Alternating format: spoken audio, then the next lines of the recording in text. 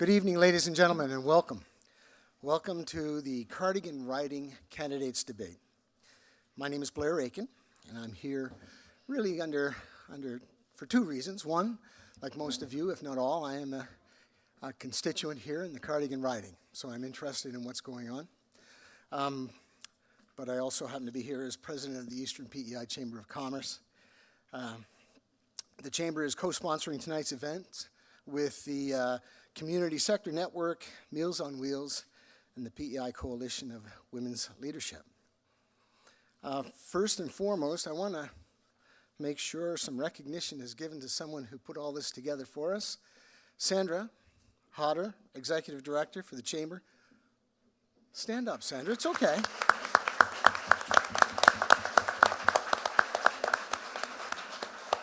So a thank you to Sandra. If I didn't make a note of that, I would forget. Also, a big thank you to John Connolly and the Kings Playhouse for allowing us to be here and to host this evening's event. Thank you very much.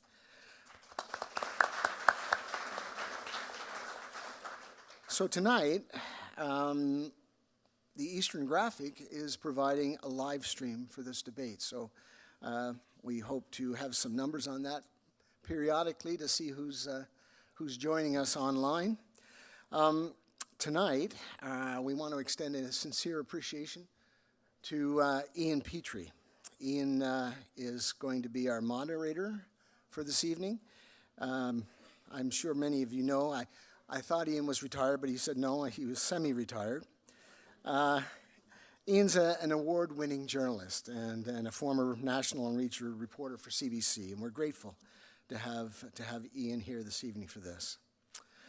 The questions for this evening's debate were submitted from various sources, and they were collated by the Chamber's executive. A complete list of the questions was given to each candidate in advance of this evening's debate. So right now I'd like to introduce the candidates, and we're doing this as they came in alphabetical order. We have James Aylward, representing the Progressive Conservative Party of Canada.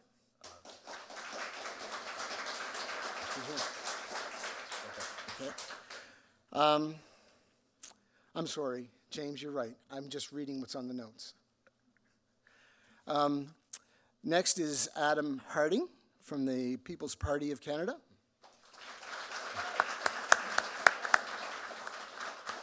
Kent MacDonald, representing the Liberal Party of Canada.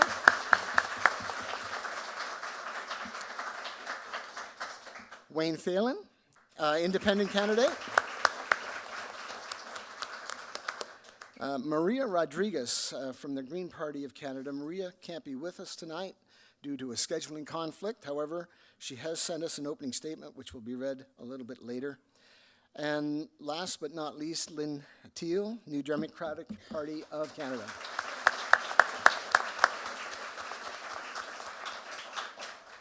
So with that, what I'd do is I would, one last point is to remind myself and the audience and our candidates as well. I mean, there's going to be different points of view, don't you think? And so what we anticipate and what we expect is decorum and a certain respect among all parties while we conduct this evening's event. That's what we're anticipating from everyone. And like I said, I'm talking to myself mostly there, I know. And with that, I would ask Ian to come in and take over.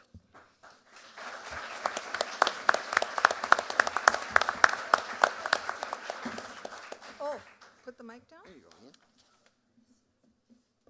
Thank you very much, Blair, and I'm really looking forward to this evening. We've got some terrific candidates and some excellent questions, and we're all going to learn a lot in the next little while. But first, I do want to begin by acknowledging that the land upon which we are gathered is the unceded territory of the Mi'kmaq First Nation. We convey our respect to all Indigenous peoples living in this region, to their knowledge keepers, and to their brave and resilient leaders, past and present, acknowledging that they have lived on this land for over 12,000 years. Now, we are grateful to everyone for joining this evening to engage in an important democratic process here in Prince Edward Island on behalf of the Eastern PEI Chamber of Commerce, Community Sector Network of PEI, Meals on Wheels PEI, and the Coalition for Women's Leadership.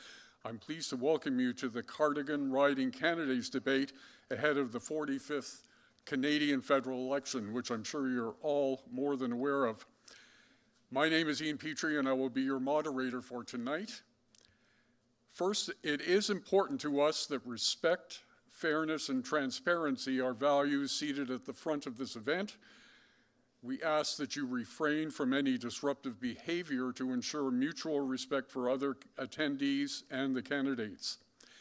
Now, all decisions have been decided by random draw, who speaks first, what question will be asked, and so on. The table seating on stage tonight has been assigned by alphabetical order of political party name. I don't think that's true, but that's okay. This has been done to ensure transparency and neutrality on the Chamber's part and for all people associated with this debate. I should tell you that we chose the list based on picking numbers out of a pot. Now, each candidate, these are the rules that are really important, each candidate will be given 4 minutes of uninterrupted time to present their platform. This is the first section, and there will be no rebuttal at this time. The format of the question and rebuttal session will be, I will ask question number 1, and these have been chosen randomly by picking numbers, and candidate number 1 will have a maximum of 2 minutes to speak uninterrupted. Following that 2 minutes, there will be a group rebuttal time of a maximum of 4 minutes. Then I'll ask the second question based on this random selection, and candidate number 2 will have a maximum of 2 minutes to speak and group rebuttal time of 4 minutes, and so on, and we'll rotate through each candidate and the list of questions. Now, I am going to use some judgment in terms of the rebuttal. If there's an interesting discussion going on, we can go past the 4 minutes, but we're going to try to keep this as tightly formatted as we can. Now, at this time, I would like to ask the 2 people responsible for timing tonight's debate to please stand up. There we go. And they have a very important job of making sure that the candidates know how they're doing in terms of time. And Maureen, I'll get you to hold up the signs. We got green, you're good to go. Yellow means you're getting close. And red means we're going to cut your mic off. So we'll make sure that everybody knows what the rules are. Now, the residents, as Blair mentioned earlier, the residents of the Cardigan riding were asked to submit questions in writing to the Eastern PEI Chamber of Commerce in advance, and the master list was emailed out to each candidate at approximately 8 a.m. this morning. There was no indication of which questions will actually be asked this evening or which questions the candidates will be asked to answer. I will be drawing a number from the bowl and will be asking the corresponding question to that number. I will ask between 8 and 12 questions, whatever time will allow. After the question and rebuttal session is completed, each candidate will be given 4 minutes of uninterrupted time to present their closing comments. And again, the closing order was chosen at random. Now, the first candidate that we're going to ask to present their platform, and this was, as I say, it was just the randomness of picking a number out of a pot, is Maria Rodriguez with the Green Party, but she happens to be in Ottawa at an agricultural debate that was very important for the candidates. So Maureen Hanley is going to read a statement that Maria had written before she left. Thanks, Ian. I told Sandra she could press me into service and I'd do anything. I didn't realize I was going to get to be Maria for the evening. So these are the words of Maria Rodriguez. Good evening, citizens of Cardigan. I would very much like to be with you in person this evening and would like to thank the Eastern PEI Chamber of Commerce, the Community Sector Network, for the invitation. Unfortunately, I had an unavoidable scheduling conflict, and thanks again to the organizers for allowing me to share a few of my thoughts. My name is Maria Rodriguez, and I am running for the Green Party here in Cardigan. I am a retired civil servant, a mother and a grandmother, and a longtime Green Party member and volunteer. I live in Montague. This is my first time as a candidate, and I will share some of the reasons I decided to put my name forward. Year after year, the seriousness of the climate change crisis is becoming, or should become, more obvious to anyone paying attention. Climate disasters are becoming more and more frequent, threatening our communities, our health, and our industries. And yet, we are seeing in this election how that conversation is being abandoned by the dominant parties. Of course, affordability and economic uncertainty are top-of-mind issues for voters. Those issues are not independent of the climate crisis. They are fueled by it, and mainstream politicians know this, even if they are choosing not to talk about it. As some of you know, I emigrated to Canada from Venezuela, a big oil exporting country, a petrostate where fossil fuels dominate the economy and political decisions. Some of those political decisions contributed to the decimation of my farming community and wrecked the food sovereignty of the country.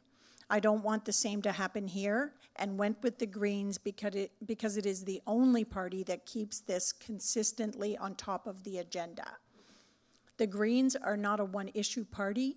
We are also about social justice, respect for diversity, and building community. We have an affordability crisis in this country, a housing crisis, and a food security crisis. We have homeless people in Cardigan, which is unacceptable in a country as wealthy as Canada. We have small businesses struggling with rising costs. We're in the midst of an unpredictable trade war, and industries are vulnerable. The full Green platform has not been released at the time of my writing of this message, but I believe it may be out before the debate starts. It will be packed full of measures to make life more affordable, including fair taxation, rising the guaranteed income supplement, and disability benefits to lift people above the poverty line, sustaining health funding, and support for local infrastructure for agriculture, fisheries, and food processing to strengthen our sovereignty. We also support and strongly advocate for a reliable two-ferry service as an essential service for the economy, the health, the safety, and well-being of our communities. Thank you for the opportunity to share these thoughts with you, and sorry again for missing what I hope will be a lively debate tonight. From Maria Rodriguez.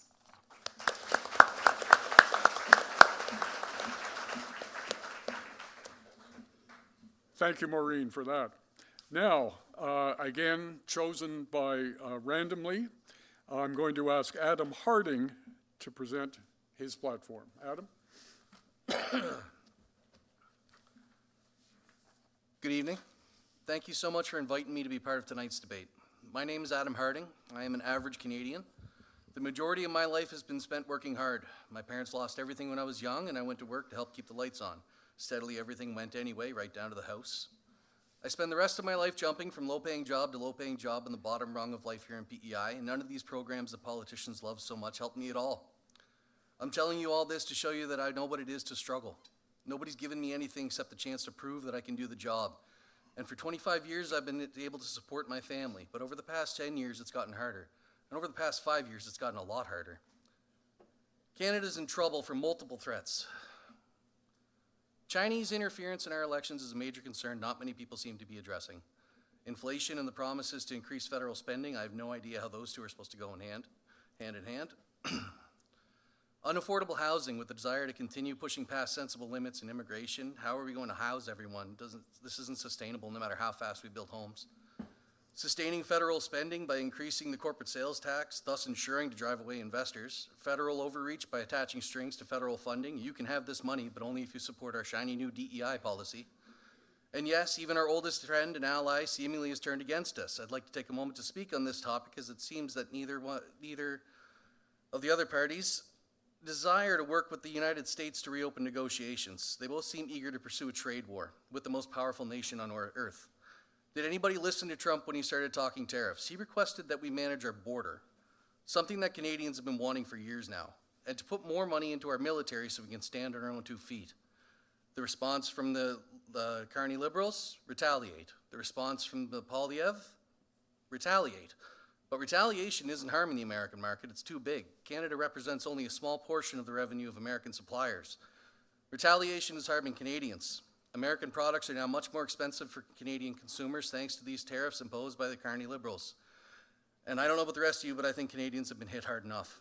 Thankfully, the Liberal government has stopped charging us the carbon tax, but the only real thing we should take from that is that they could have done that at any time and improved the lives of Canadians, and they didn't until they needed your vote. Let's not forget that the carbon tax is only a symptom of the illness that is the Paris Climate Accord, which the PPC will withdraw completely from. Not one of my fellow candidates up here will remove Canada from this insane compact, thus ensuring a return of the carbon tax in one form or another. We need to sustainably eliminate taxes to improve Canadian lives. In order to do this, we must balance the budget. Federal debt is currently sitting at $1.23 trillion. Our current operating deficit before net actuarial losses stood at $54.4 billion in 2024. The PPC can handle the deficit within 1 year by completely cutting federal spending. This will net us about $60 billion. We can then begin the process of eliminating taxes and shrinking the federal government's role while returning power back to the provinces. The federal government has overstepped its role and needs to take a step back. We need substantial reform in this country, and I promise that the People's Party of Canada is the one to do this. I look forward to tonight's debate and addressing the concerns of the people who have taken me in as a neighbor and made me feel welcome. Thank you for this opportunity to serve my country again.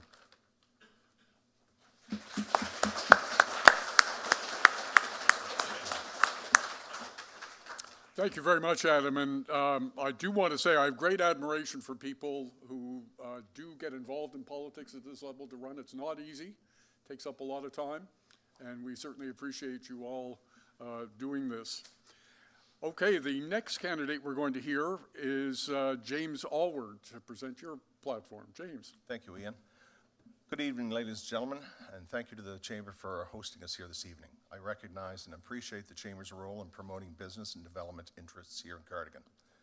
Welcome to my fellow candidates as well and all participants. Folks, we have a new dirty word, tariffs. The action of the United States under President Trump have us all concerned, rightly so. One man may have caused the problem, but no one person is going to solve the problem. That will take our combined efforts, shared expertise, and resilience. A Conservative government will stand with you, provide support and leadership. A lot of political attention is devoted to the topic of tariffs, but is not only the only issue that we face. Mark Carney wants you to think that Donald Trump is the only problem.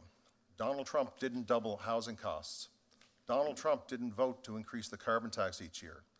Donald Trump isn't the reason that 2 million Canadians were lined up at food banks in a single month. Donald Trump isn't the reason that food inflation in Canada is the highest in the G7, 36% higher than the United States of America. And Donald Trump isn't the reason gun crime in Canada is up 116%. Let's remember how we got here. Punishing Liberal policy over the last 10 years has made life unaffordable and unbearable. Nothing is going to change. Same MPs, same cabinet, same advisors, and a leader who is Trudeau's financial advisor, and he supports every single one of those policies. Here in Cardigan, we're dealing firsthand with the lack of interest in small business and the lack of support for families and a failure to address the fair issues. Poor leadership for the potato industry, rotting pork infrastructure, rising food costs, lack of support for seniors, the need for affordable housing, and tax reductions. Those issues preceded the tariff war, and without a determined plan of action, they will remain after the tariff issue has been resolved. The Liberal government has had a decade to take action. They did not, and that is why we need real change. Just this past weekend, over 24 business and banking leaders endorsed the Conservative team, saying that the nation needs to support free enterprise, reduce red tape, restore fiscal discipline, reform the tax system, invest in energy and natural resource development. They see the Conservative Party as the one committed to do that. The Conservative Party is outlining policy to tackle the issues faced by business and ordinary Canadians. taking on everyday issues with common sense solutions, and remembering we are managing taxpayers' dollars. We were ridiculed for opposing the carbon tax, but we were right. We were criticized for opposing the capital gains changes, but we were right. The same for demanding accountability action, calling for better efforts to combat drugs, improved defense planning, housing action, tax reform, and reducing red tape. Today, they continue to criticize our policies while ignoring the facts. We are the first to take action on the ferry and the bridge, to double funding for small craft harbors, to give seniors a break, to offer a plan for housing construction, to demand accountability of the CFIA, to support those impacted by tariffs, and reduce taxes. We are offering solutions to the problems that you deal with every day that have steadily mounted over 10 years of failed action. It would be nice for someone to put you first for a change. To change attitudes, we need to change government. I ask for your support, and I welcome tonight's discussion.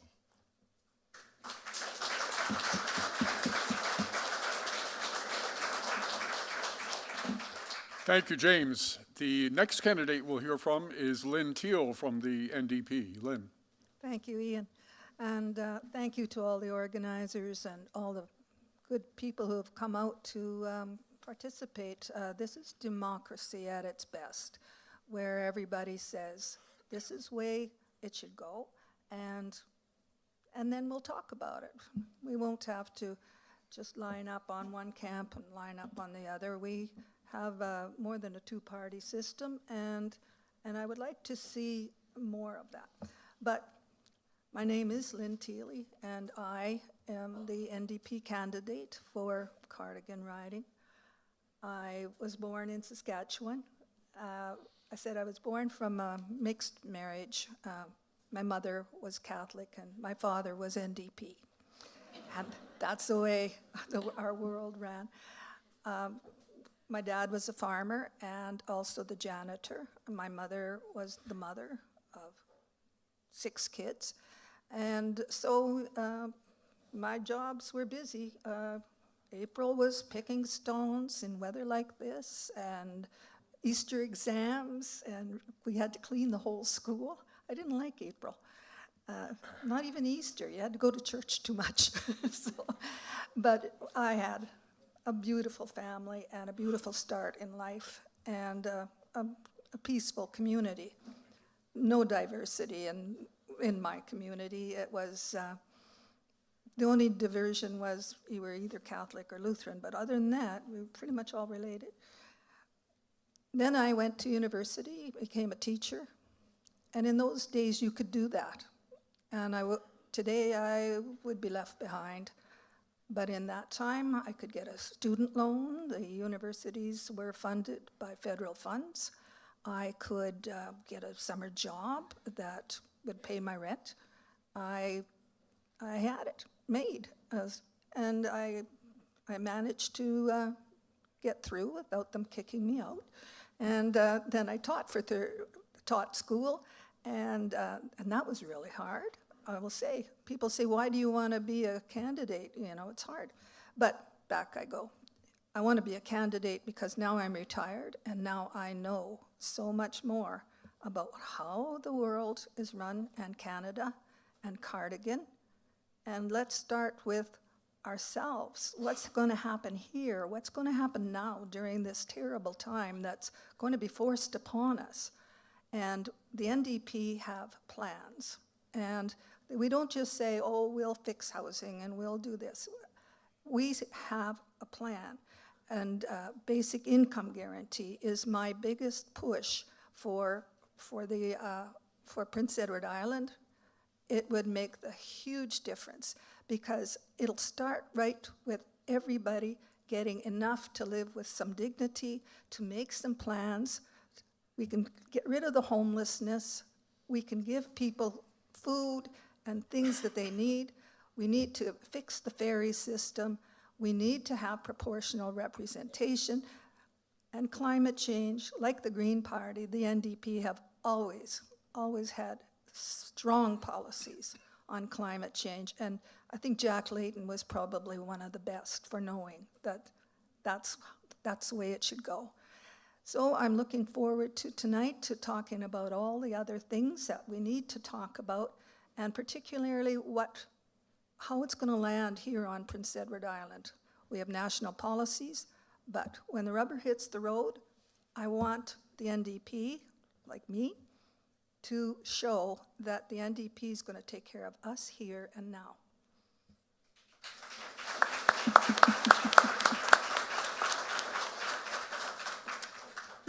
Thank you, Lynn. And the next candidate we'll hear from is the independent candidate, Wayne Phelan. Wayne. Thank you.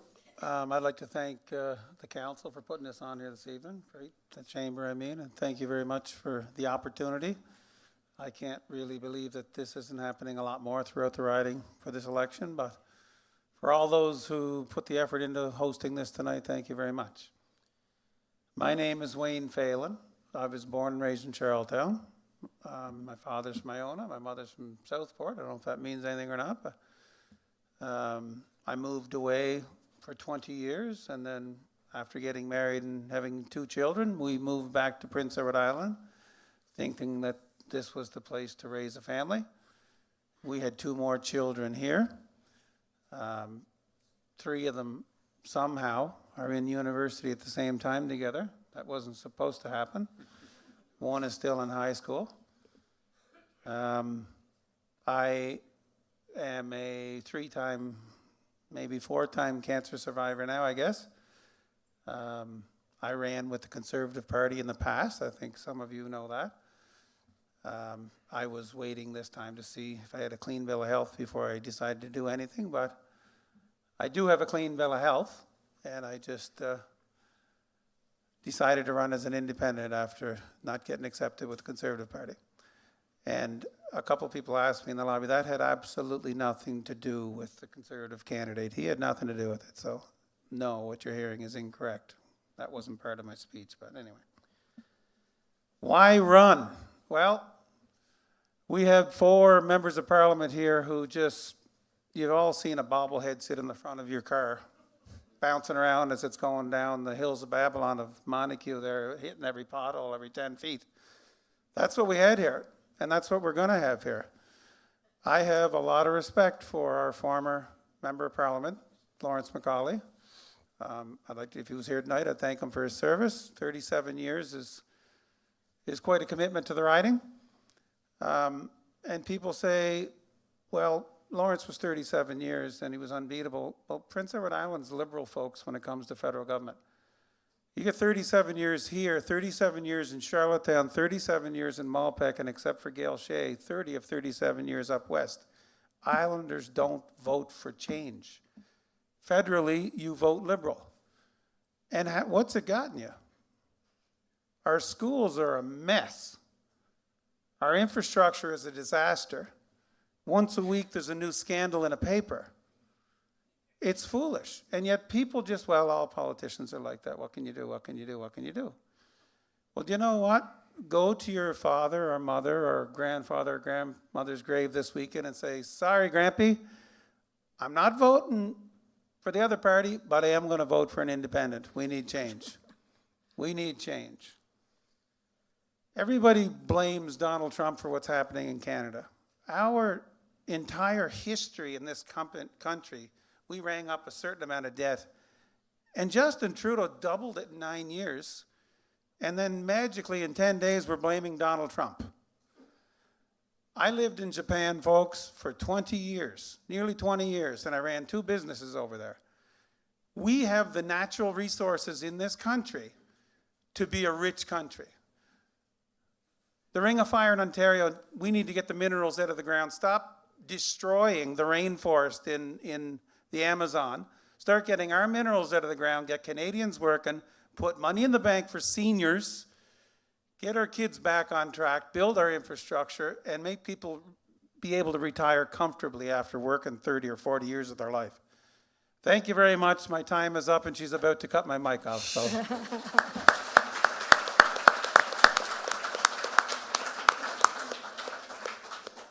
And of course, we'll be hearing from all of these candidates as the questions get answered and the rebuttals.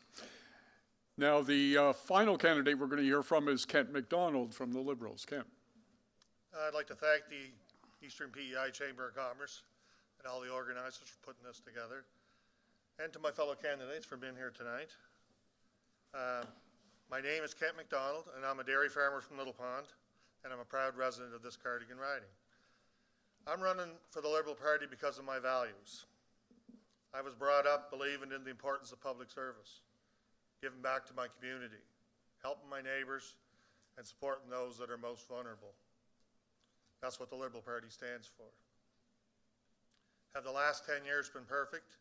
No. Do I agree with every decision that the federal government made? No.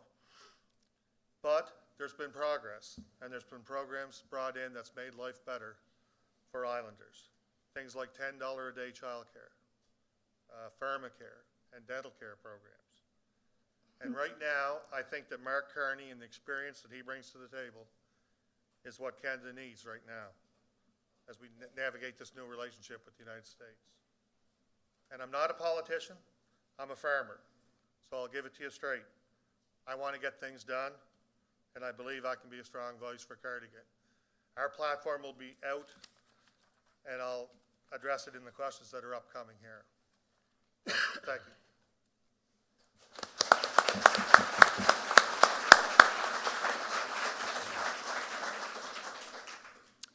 Thanks very much. Okay, we will now move on to the question and rebuttal portion of the evening. I just want to remind everyone that each candidate answering the question will have 2 minutes without interruption to answer, and then there will be 4 minutes of group rebuttal time. The order of speaking was randomly drawn with the candidates as witnesses. And we agreed just before that in terms of the rebuttal, people will put their hand up, and I will make sure that everyone that wants to say something in the rebuttal has a chance to do that. Now, we have another numbers that are going to be randomly drawn here. And the first question is going to go to Kent. And I'll pick this out. I better put this down here or it'll fall on the floor. And it's question number 7. So Kent, I'm going to ask you this question. Will your party remove or reduce Confederation Bridge tolls? If so, will your party commit to having the same toll dollar amount charged for the Wood Islands Caribou Ferry service as is charged for the bridge? Will your party commit to ensuring a dependable year-round 2-ferry service for Eastern PEI? This may take more than 4 minutes to answer. That's a lot. So, Kent, is it okay? Way you go. Well, I fully understand the importance of the ferry service in Eastern PEI. As a dairy farmer that has loads of grain and produce brought to us and leave our farm all the time, it's essential. I've spoken to truckers, business owners throughout the district the last 3 weeks. They've explained to me the additional cost when the ferry service wasn't reliable last year and they had to drive around. It can be as much as $300 to $400 worth of fuel extra for a tractor trailer to leave this area and go to Halifax to unload. So it's considerable additional cost, and that just reinforces the fact that the ferry service is essential. I think there needs to be a fair and equitable treatment of the bridge tolls and the ferry service. The fact that one of the parties has announced it will remove the bridge tolls really does nothing to guarantee the ferry service. In fact, it probably hurts the ferry service because with no toll at the bridge and a fee at the ferry, we know what's going to happen. So we need the ferry service. It's vital for us here in Eastern PEI, and I'll push hard for a safe and reliable 2-vessel ferry service at Wood Islands. And that's the message I'm delivering here tonight. That's the message I delivered to the Belfast Community Council meeting just this week. I was the only candidate that showed up to deliver that message, and I really care about the ferry service, and I'll be a strong advocate for it. Thank you.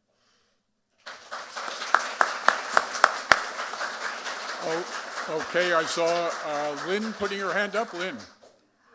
When I went to the meeting in November, I think it was, October, and all the people from the eastern part came out to to tell us the stories of how awful it was to try to live without the ferry service in summer.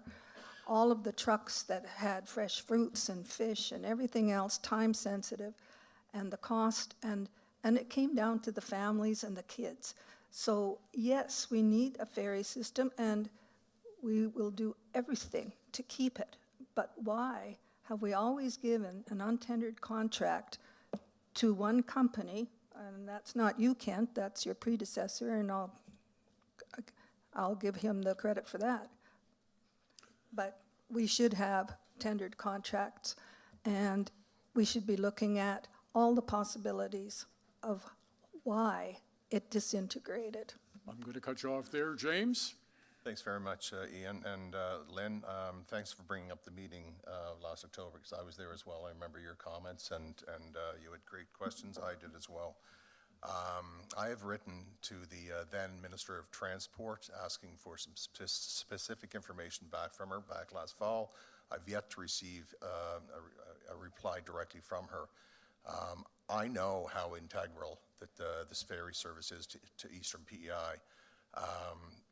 There's one part of the question that was left out. Will your party commit to ensuring a dependable year-round ferry service for Eastern PEI? They missed safe. It needs to be safe, folks. We also have ice conditions in the strait that are not like they were 10 years ago, 15 years ago. My father worked on the ferries in Borden for 42 years, plying between Borden and Cape Tormentine. There's no ice like that anymore. There is absolutely no reason why the season can't be extended, and very much so it should be a year-round service with 2 ferries. The other issue I want to bring up is the delay in building a new ferries at the Davie Shipyard. That's just inappropriate. When actually BC Ferries announced today that they're building 4 brand new ferries for their service, and it's going to be done cheaper and outside of Canada. We need to get a new ship, and we need it now. Thank you very much, ladies and gentlemen. Okay. Wayne Phelan, please. Okay, I was at that meeting as well, but usually can remember the follically challenged one-armed person there, but I was there. Until I ran last time, I didn't realize how important the ferry was to the folks down in the eastern end of the island. Living in Stratford, most people take the bridge, and it isn't an issue. They talk about, oh, we'll just take the bridge, we'll just take the bridge. The ferry is needed in Eastern PEI, and when the Conservatives met at the bridge in Borden and stood there and took the picture and said, we're going to have a free bridge, and we're going to do a study on the ferry, that is the death of the ferry. It is the absolute death of the ferry. If they could not come up with something a little better, yeah, same tolls, then they have no intention of covering the bridge cost, the ferry cost. Second and third thing, the ferry in Wood Islands, it can't be year-round there. It's just not, the water's not deep enough there. That politics has got to stay out of decision-making. That ferry should have been put where it was supposed to go, down Little Sands, where the water's deep. Then you could have had a year-round ferry there. That ferry went there because people in Charlottetown wanted it in Queens County and not Kings County. That's why the ferry is in Wood Islands. And that came right from a gentleman I have a lot of respect from, former premier of this province.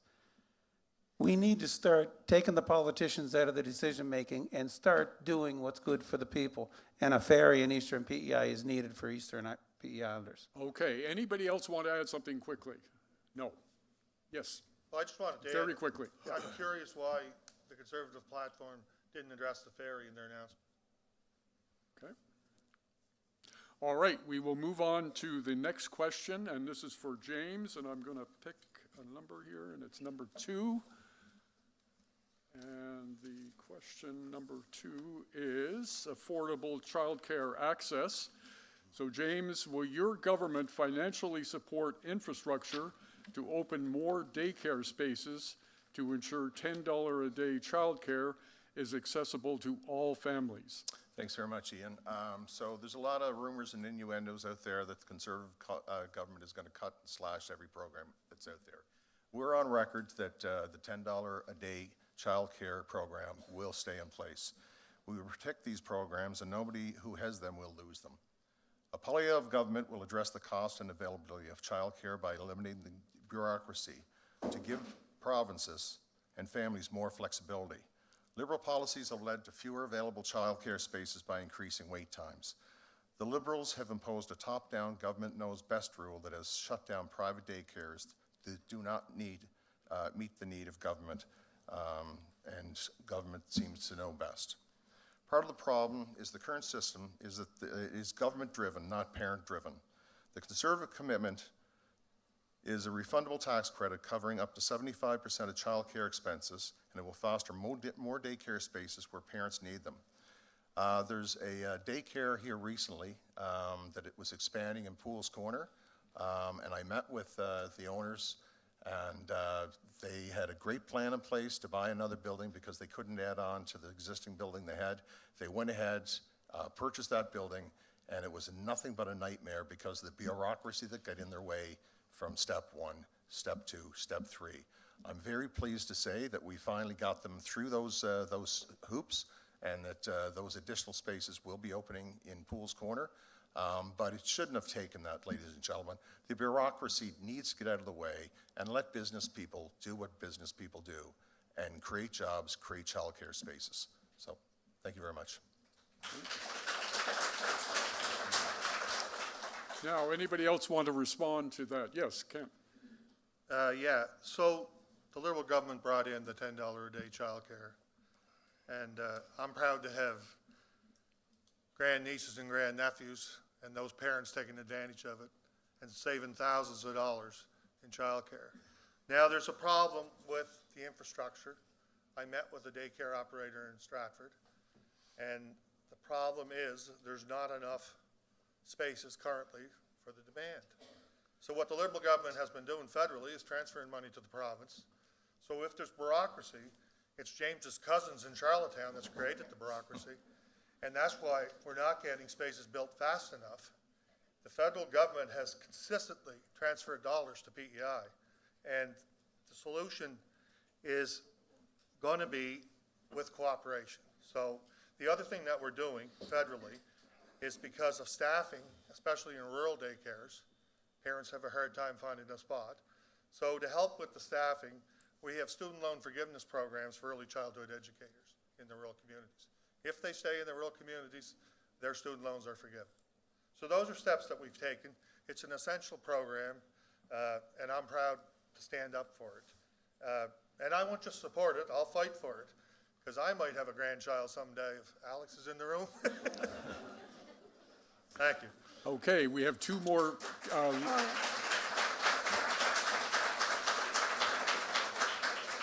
Both Lynn and Wayne have something to say. Lynn, please. Okay, I want to remind Kent that $10 a day care, child care, dental care, pharmacare, and workers' rights would never have happened. They promised it for 30 years.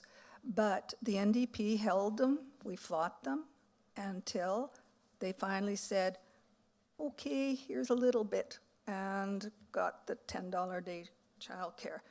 One of the big problems is staffing. And I was on the listening to radio, and they said, we've lost the immigrant workers, and the other ones, how long are you going to stay working for the piddly wages that they're giving them? I mean, you'd be so much better off to go sell alcohol at the liquor board store, and it would be so much easier. But they love their jobs. I worked with kids. I loved it. I love watching them now. It's just a joy. So I'm sorry, but if you want child care, anything that's going to help the women get back into the workplace, you're going to vote NDP. And Wayne, please. Well, I guess we owe Mr. Singh a thank you for the $10 daycare. I'm not sure, but if you want good workers to work in the daycare, you have to be able to make a living. You need to be able to pay your rent, and that's the problem. We're getting people trained to work in the daycares. They finally get certified to be there, but they can't afford to move out of their parents' basement on what they're making. We need to make affordable wages for people to have pride in their jobs, have pride in what they do, and stay here on the island. Now, I know the building that James is talking about because it used to be my building. And I remember when the provincial Liberal government was in and they were trying to open that daycare, and they fought and they fought and they fought. I could have sold that building for a heck of a lot more to somebody else, but They needed a daycare in Montague. I wish I had sold it for more now. I wish I still owned it, but that's not the point. We need more daycares, and we also should start looking at the people who take care of kids in their own homes and start helping those folks out, because they've been doing it for years and years. Okay, thank you, Wayne. And Adam, you wanted to add something? I just wanted to add that $10 a day daycare is a great idea, but my daughter now is 5 years old. We've been on the waiting list since before she was born. It's no good to us if we can't access the resources there. All right, and the next question goes to Adam, and it is number 1, cost of living and economic support. How does your party plan to address the rising cost of living, and what support will be provided to islanders on fixed or low incomes? Okay, so the cost of living has been rising for years under the Liberal government. Every dollar they printed put all of us further in debt. They claim it was necessary to combat COVID. The only reason businesses were requiring financial assistance from the federal government was because of its adherence to the insane directives which had never been tried before from the World Health Organization. We spent over $500 billion in response to the COVID pandemic. It would have been cheaper to shut down travel for a month at the beginning, but that wasn't how it was handled, and it ended up costing us over $500 billion. In contrast, our military, just for comparison, plans to spend $73 billion on itself over the next 20 years. So the first year under a PPC government will be tough. We need to address the $54.4 billion operating deficit the Liberals left for Canadians to clean up, not to mention placing us a further $500 billion in debt after the pandemic, totaling currently $1.23 trillion in Canadian debt with a capital D. A People's Party will reduce the total amount of equalization payments to provinces, make sure that the only provinces with the greatest needs benefit from it, of which Prince Edward Island is one. Establish a parliamentary committee to review and make recommendations on a new formula that will avoid the welfare trap and provide poorer provinces with the right incentives to adopt pro-growth economic policies and reduce their dependence on federal money. Ensure that the new formula respects our Constitution, makes provincial governments more responsible for their policy decisions, and is fair for everyone involved. We're in trouble. You may not be happy with my message, but it's the only way forward without saddling our children and grandchildren with immense debt. We need to band together as a community and support each other in the short term so that we can prosper in the long term. Thank you.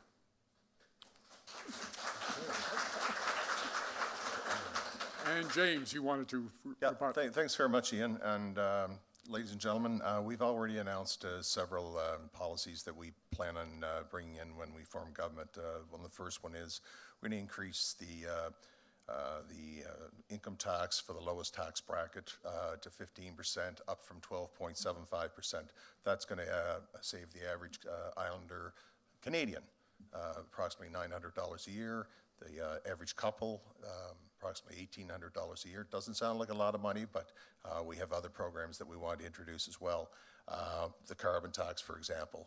We have government right now that took the carbon tax off the consumer's part, but it's still there for industry and manufacturing, which means you're still paying for the carbon tax one way or another. And Mark Carney, mark my words, if he gets elected as Prime Minister, he will bring in an even more punitive carbon tax, so we can't let that happen. With seniors, we're going to introduce two great programs. Number one, for RRSPs, seniors won't have to start drawing their RRSPs at 71. They can delay that by 2 years at the age of 73, thus helping them to save money as well. And the last one that I wanted to mention is for seniors who still want to do a little bit of work while they're maybe on their pension or whatever. Right now, they're tax-free up to amount of $24,000. We're going to increase that by $10,000 to $34,000. So seniors, again, will be able to save an extra, without taxes paying on that extra $10,000. Thank you. Okay. Lynne, and Kent will get to you. Lynne, please. Yeah, I'm quick with the hand. I respectfully reject everything the People's Party has said so far. I'll leave it at that. What we need is a basic income guarantee. You're going to hear me sing that song all night long. We have a developmental plan ready for Prince Edward Island, just to show the world what would happen. That is going to make a big difference. Also, the money that comes, and it's going to have to come to help people. Sorry, we're going to have to help people with money, but we will know, the NDP will make sure the workers get the money. Not laws like during COVID. I mean, the Liberals, they gave them tons of money, and they made out like bandits. And now, I mean, for seniors, I like spending my money. I don't need to keep any more savings. I don't have that much. And as far as working longer, my friend, she does contract work, and she has a huge pension. But I mean, good on her, but she's going to get a tax break for that. She doesn't need, she's making Okay, way- Lynn, I'm Oh, sorry. going to Yeah, go ahead. stop you there, and we have Kent and then Wayne. So it's no question, times have been tough and people are feeling the strain out there. And the Liberal government did deliver programs, and my colleague here suggested that I was fully in support of everything the Liberal government did. Well, I said earlier I wasn't, but I am in support of these programs. Pharmacare and dental care, $10 a day childcare, the Child Canada benefit, the school food program. They've been boosting the OAS for seniors. We've recently introduced in our platform a tax cut of 1% on that lower tax bracket, so everyone benefits from that. And that's going to add up to about $825 a year per couple. We're removing the GST for first-time home buyers on all homes under $1 million. We're raising the guaranteed income supplement for those low-income seniors by 5% for 1 year. That's going to add up to about a $650 saving. Thank you. Okay, and Wayne, please.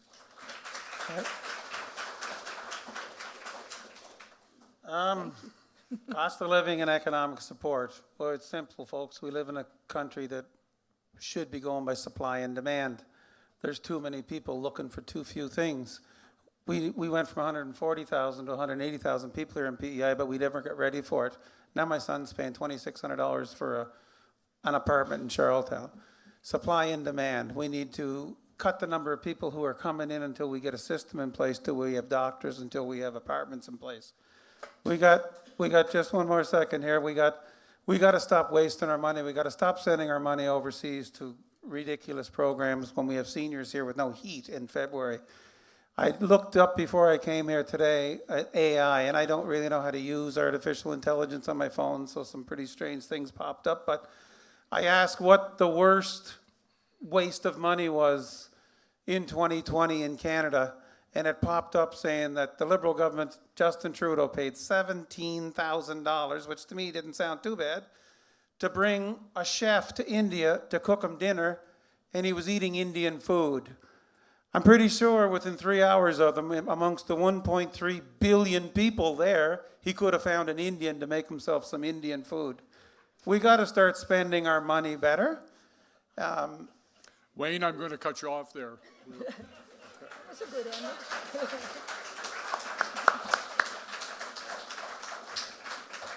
Okay, the next question actually goes to Wayne, and it is number 6. Oh, number 6. Oh, Lord, reproductive rights. Should I put my hand up now? It's just the luck of the draw, you know? Okay. Wonderful, Will wonderful. your party support increased investments in women's health care and reinstate a standalone Minister of Women and Gender Equality and Youth? Okay. Women's rights, asking a follically challenged, one-armed, white 55-year-old man a question on reproductive rights is foolish. There's no place for politicians inside of a person's home. A woman's body is her own. She should choose, she and only she should be able to choose what she does with her body. My personal stand on abortion is irrelevant, and it has been forever. So taking a step backwards is completely wrong. A woman should have the right to choose what she does with her own body. As for gender equality, I think that I'm going to give the Liberals a little bit of credit here, and it's kind of tough to do. But they did come a long way in the last 10 years, putting equality in there for women. Again, as a 55-year-old man, it's kind of tough for me to comment on how a woman sees society and whether she feels that she's considered to be an equal to her counterpart, to a man. But taking any rights away that are in place there now would not be something I support. Thank you. Okay. There were 2 questions I didn't want, and that was one of them. And Kent, you wanted to respond. Well, I just got some credit from Wayne, so I thought I'd have to say something. So, there was, part of that question was on the cabinet, and I'll defer to Lynne for the answer on women's rights. The Liberals have a record. I stand by their record. But like Wayne, I'm a 61-year-old man, so I wouldn't have anything too elegant to say here. But I will say, on the cabinet, I'm not the prime minister, so I won't be designing the cabinet, and I don't know what the cabinet will look like.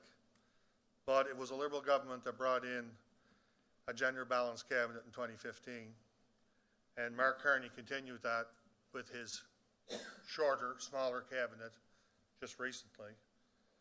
And I believe that when we have balance in cabinet, whether it's gender or background or whatever, that we get different perspectives and experiences, and that makes for better decision-making. So I'll leave it at that. Yeah, James was next, and then we'll come to Lynne. James? Thanks very much, Ian. And similar to what Kent said, it's really not fair to ask a candidate whether or not they're going to have a standalone cabinet minister. Those decisions are made by the Prime Minister. But certainly I would be a voice for that. I'd get in Pierre's ear and see if we can make that happen. Look, I was a previous health minister for a couple of years here in PEI, and I'm extremely proud of some of the measures that I was able to bring in.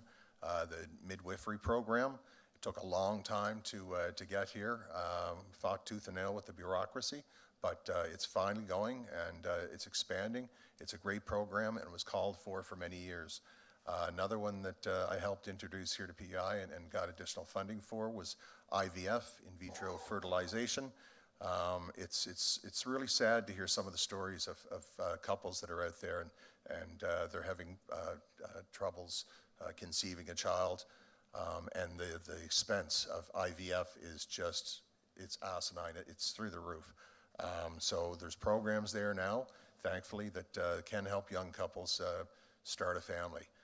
And I would take that commitment as your next member of Parliament to Ottawa as well, to make sure that we have more programs to support women and to support young families. Thank you.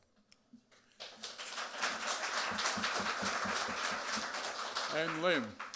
I think we need to also address the access. Are you able to access women's health? And that's a problem. I remember years ago there was a really big debate because women could not access any abortion in PEI, not anywhere. And so I wrote a letter, and it said, why don't you follow a model that was based in Regina General Hospital?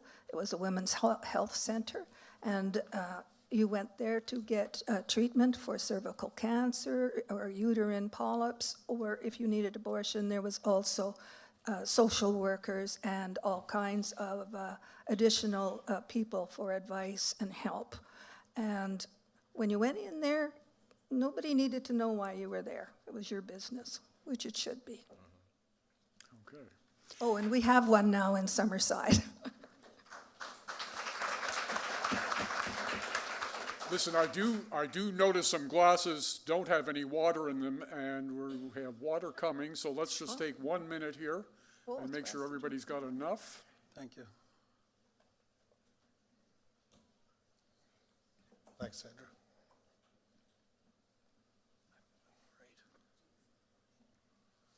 Thank you. You do everything, Sandra. Great. No, I'm good. Thank you. Okay, I'm going to grab the next. Thank you.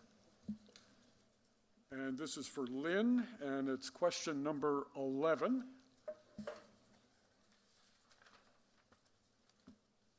Oh, good. It's on public trust and democratic reform. Which steps would you take to restore public trust in government?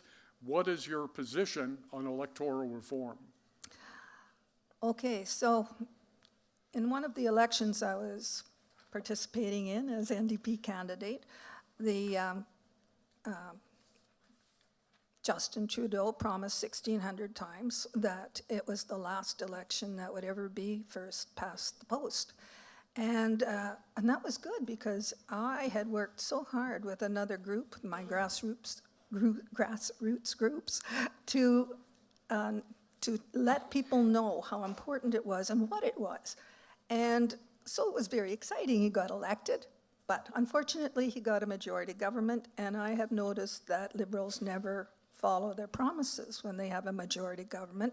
That's why you need a minority government so you can have dental care and anyways, all of those good things. It's interesting because in 1980, Pierre Trudeau said he supported PR. 100 years ago, Mackenzie King wanted proportional representation, and so it goes on. So we don't trust governments who make promises and have no even apology. I noticed that my party doesn't do that, and what we say is what we mean, and what we mean is what we say, and that's what we try to do. Thank you, Lynn. And Kent, you wanted to respond. Well, I find here in PEI, our municipal, provincial, and even our federal politicians are accessible. And we get high voter turnout. People seem to work together, regardless of the party, to get things done. We've talked about those programs that need provincial and federal cooperation. That's been happening. People follow politics pretty close. You know, I've been getting messages, phone calls, they know where I am. I guess it might be a sign in my car, but they know where I am, where I'm going, and they want to have their feedback. And I think we're fortunate in PEI that people can have their feedback through their politicians and elected officials. I think that you earn public trust by how you conduct yourself.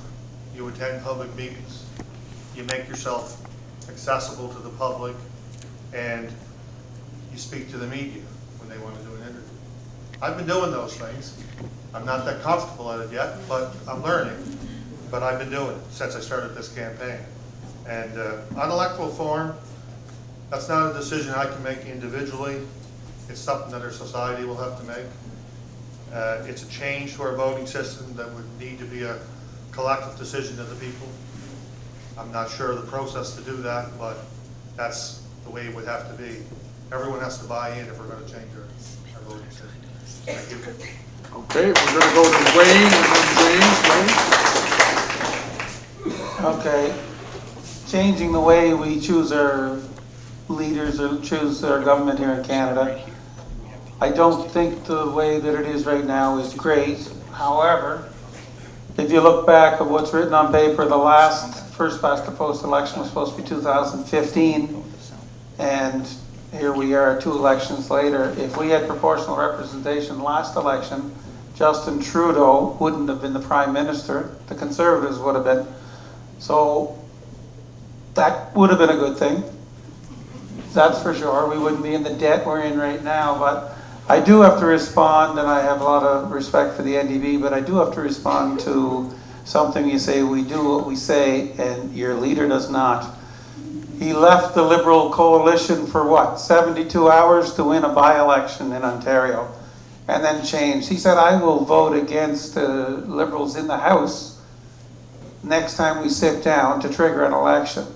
He only said that to win a nomination in Northern Ontario. That's all he did. The following day, after the nomination, he changed his mind and went back to supporting the Liberals. So trusting the politicians, all the parties have shown that you got to take them with a grain of salt. Thank you. I know Lynn wants to respond to that, but I'm going to go to James first. Okay. Because we're just going to go in the order then. James. Yeah, thanks a lot, Ian. And like Kent, I agree that here on PEI, politicians are very accessible. I recall when I was first elected in 2011, went into the grocery store, Sobeys in Stratford with my wife. Ran into somebody, had I thought it was a quick chat. We got back to the car and Cece looked at me and said, "That's it, I'm never going to the grocery store with you again." And I said, "Why is that?" And she said, "We went for a loaf of bread and we were there for 45 minutes. But Stephen Myers is at the back of the room, and he often talks about the eye poll. You go in, you can tell how people are feeling, whether they look at you or turn away. I love talking to people. I love being engaged with people. Electoral reform here on PEI, we've had several votes on it. It hasn't come to fruition. I think people are comfortable with the system that we have here on PEI. Just one last comment. I was the leader of the Conservative Party of PEI for a short period of time, and possibly the reason it was short is because my first white paper that I introduced was to change the electoral form to a consensus-style government. So I guess they didn't like me for that, but that's what I put forward at the time. Anyway. Okay, I'm going to cut you off there. And Lynn, I'm going to give you a short response, Very short. please. Yeah. When the government started to implode upon itself, Trudeau wasn't good about handling the strong women in his cabinet. But when Jagmeet said he was going to end the agreement, all of a sudden, Pierre Poilievre was screaming for call it now, and it was like December 23rd, and I'm going, no, we don't want an election now. So anyways, that got delayed, and he said everything's on the table, and I think it worked out the way it was supposed to. And people who say, oh, he just did it for his pension, or he just did it because he wanted to do this, you don't know what he wanted. Okay. All right, we're moving on to another round, and we'll go through the same order we went before. So Kent gets this question here. It's number 12. And the question is, why should voters in the Cardigan riding trust you to represent their interests, and what have you already done to demonstrate your commitment to this district? And who's got that? And Kent, that's for you. Trying to find my list. Okay. It's got a good list. Number 12. Okay.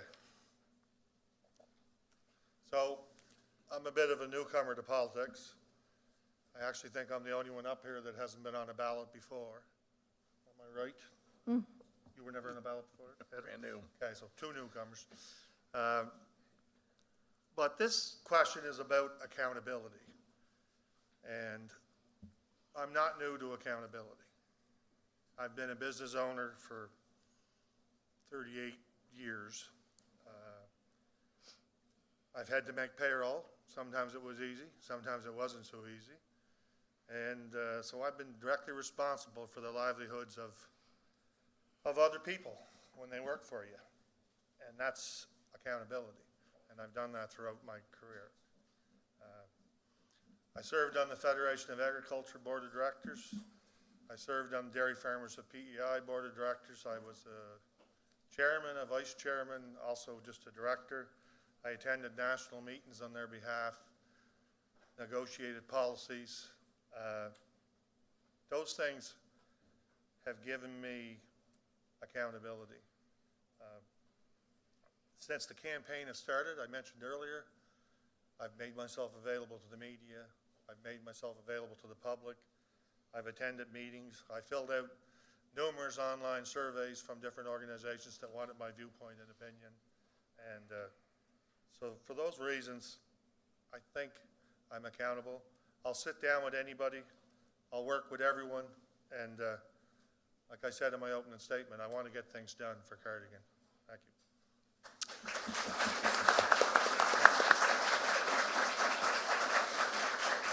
And Adam, you had something to add, please. Yeah. What I've noticed is that, so the question is, why should the Cardigan riding trust me to represent your interests? What I've noticed around here is people are going without meals. I see it every day when people utilize the community fridge and how it's always empty. The only way I can think of to improve the situation is to ease the financial burden on families. And the only way I see of doing that effectively is by cutting taxes and bringing investors in to stimulate the free market, creating jobs and getting people to work. As for what I've already done to demonstrate commitment, I mean, like anyone else around here, I do what I can. I go help neighbors who can't afford to hire a plumber to do their heating bills, work on their heating, and just things like that. You know, we can't always afford professional help, so people pitch in and help each other. That's what I was thinking. Wanted to make sure that was addressed. Thank you, Adam. And James, please. Thanks very much, Ian. Well, folks, I've served in the provincial government as a minister, and I've always worked for this riding. I fought for this ferry service, stood with farmers, met with, I couldn't tell you how many fishers on various wharfs across Cardigan, and listened to the issues that they're facing, and they are numerous. I also have supported many communities. I've attended many public meetings across the riding to listen to the concerns of residents, whether it's a public meeting on the ferry service, concerns about the bridge at the new Frege Harbor, and having discussions about a proposed seaport. I've been there, and I will continue to be there. My record reflects a commitment to Cardigan. I've experience of regularly working with communities and volunteer organizations to benefit people. I'm currently on the board of Tremploy. I've served on the board of the Canadian Cancer Society. That's just to name a couple of the organizations that I volunteer my time with. This is my community, and my family lives here. Yes, I currently reside in Stratford, but I have family connections in Fort Augustus, Morel, Surrey, Rockbarrow, and many other communities across this great riding. And I want to be your member of parliament, and I can guarantee you I will be committed to that job 24 hours a day, 7 days a week. Thank you very much. Okay, we're going to go to Wayne first, and then Lynn. Thank you. Thank you. The question is, why should voters in the Cardigan riding trust you to represent their interests? The only reason why I ever went to a political meeting was because I got into a real bad argument with a former Liberal premier that I'm still hoping someday I visit him in Dorchester in the visitation room. But I won't say his name. But then I decided to run with the Conservative Party, and I met a lot of real nice people. I know people in both parties, they're really nice. But when I didn't get a chance to run with the Conservative Party this time, I had different parties reach out to me and ask me to run. But what would that do? It would have given me a free campaign. I could have had a campaign without having to raise money, without having to sign up everything, without having to do everything on your own. But I decided to go as an independent because Stratford, Surrey, Murray Harbour, and North Lake need somebody to speak up for them. And you're not getting it through your existing politicians. So it's not a matter of, will you trust me? I just took a month off work. I don't get paid for anything. I'm here because we need people to speak up for us in Ottawa, and nobody from any party is doing it. It is that simple. I will do it. I don't care if you are a PPC supporter, a Conservative, a Liberal, NDP, whoever. If you have a question that you want to ask in Ottawa, I'm going to go and ask it, and the very next day, when Carney or Polyev ignore me, I'll ask it again in the front steps in front of the CBC. You will get an answer for the first time in 37 years. Okay. And we'll go over again a little bit with Lynn, please. When I saw the word accountability, I was thinking they were talking about, sometimes people said they wanted to be able to recall the person they voted for, and so I thought that maybe that was what it was about. And so I thought, once you're elected, a candidate can follow their conscience or as their party wants them to vote. For myself, if my party, the NDP, would deviate in any way from a major principle of our policies, I would resign. Okay, thank you. And if it feels like I'm rushing people along, it's only because we want to get as many of the questions in as possible. Okay, so this next one goes to James, and it's question number 3. And the question is, it's on housing and infrastructure for growing communities.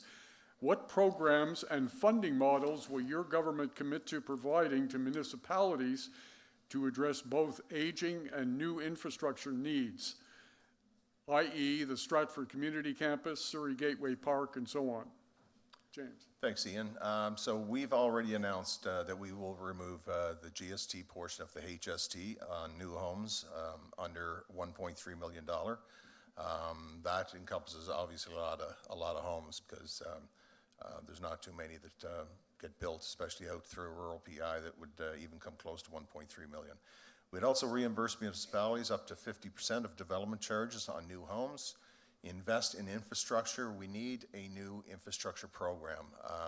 When I was Minister of Transportation Infrastructure, we had a great program, and we worked very closely as a provincial PC party government with the Liberal government at the time, and we got a lot of stuff done across PEI, and I'm committed to pushing my government to bring a program like that back in.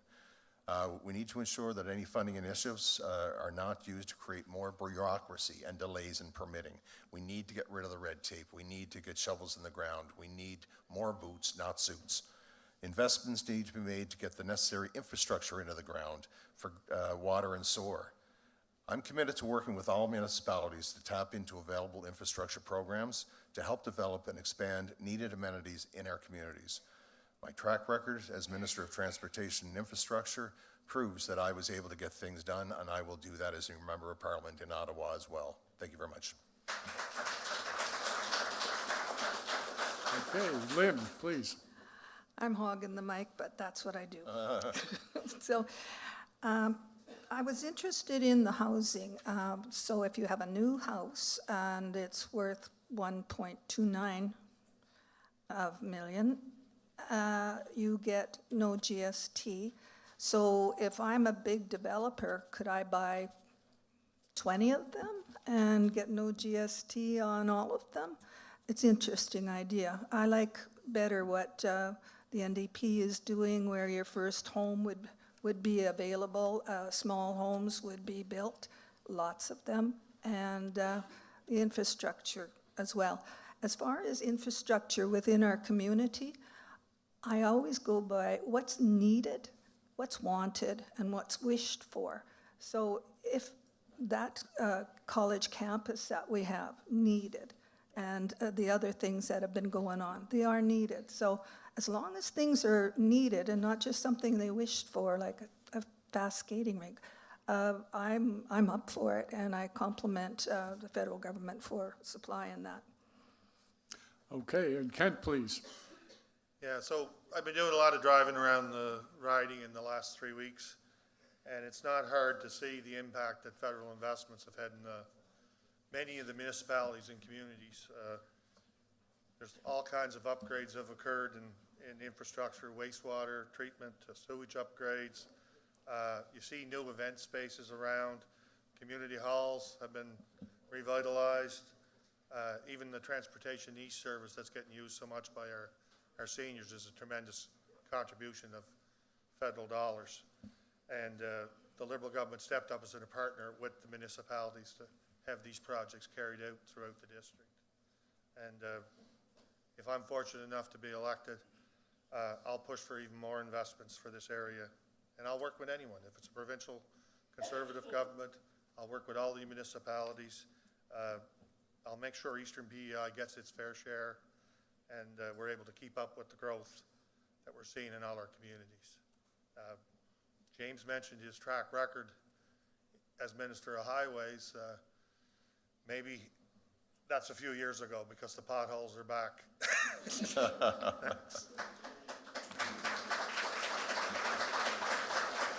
And Wayne, please.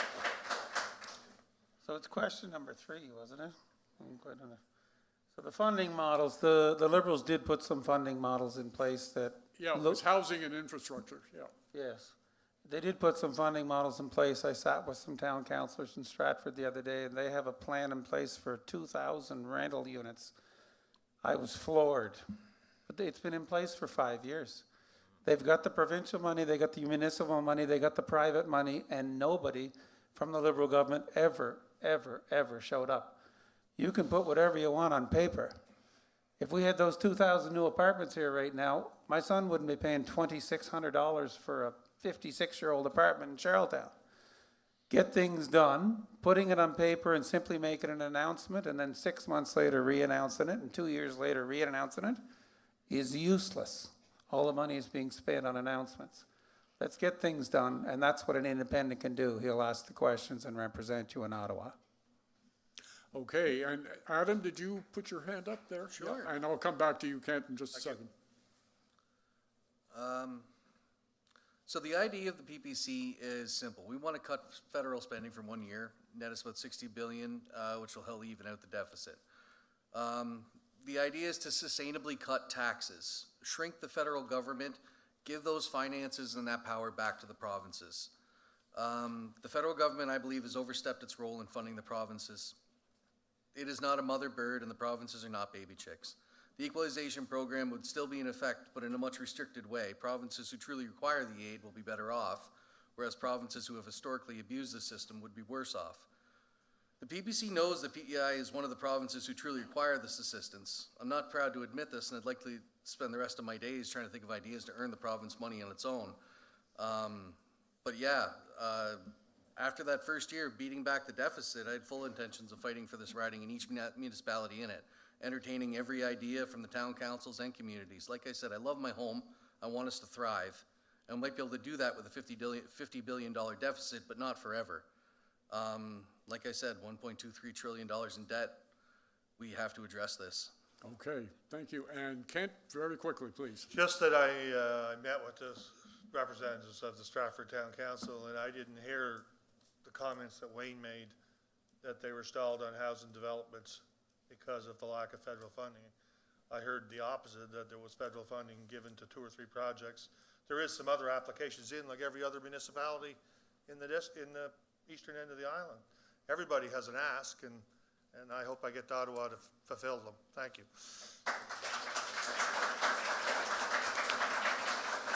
Okay, the next question is going to Adam, and it is number 10. Ian?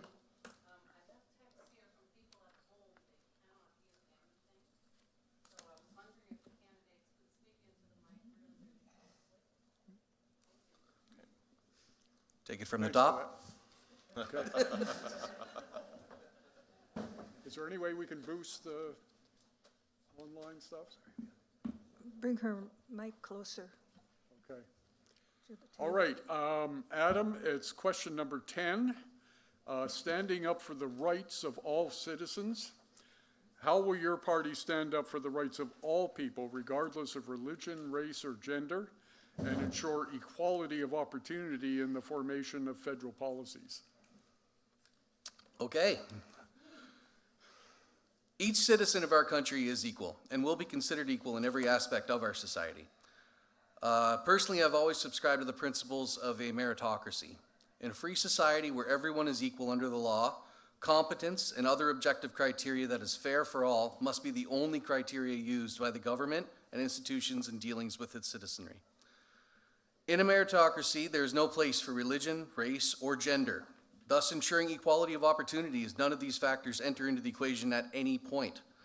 A PPC government will adopt the following reforms. We will abolish any federal policies in the public service and in all federal institutions, such as the armed forces, as well as those that apply to federally regulated industries that foster inequality. We will stop funding groups that promote racist or hateful policies, which discriminate against any person for any reason. And a PPC government will support Canadians who are being discriminated against, harassed, vilified, harmed in any way by any organization that has imposed hateful programs and policies. Thank you. Okay, and James, Thanks very much, Ian. So I believe fairness is the first requirement of any government. I believe every person should have equal opportunity to enjoy what Canada has to offer. Services should be available to each and every Canadian. It starts with the members of Parliament standing up for everyone, understanding that you have an obligation to represent everyone, not just those who voted for you. It's simple as that, ladies and gentlemen. When you get hired to do this job, you answer to everyone. Thank you.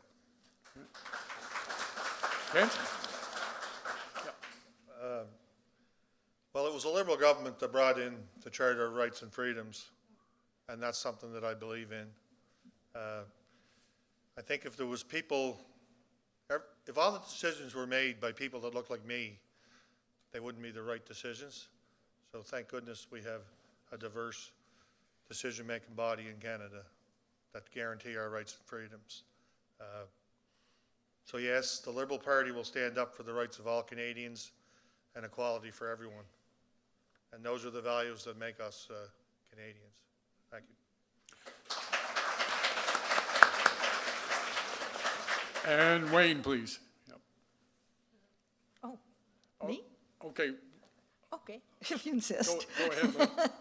No, by ending discrimination of people who are looking for opportunity, we can ensure a broader scope of culture, gender, and abilities. Because for too long, all the applicants were judged on appearance or with a personal bias, and usually judged by people who all looked the same.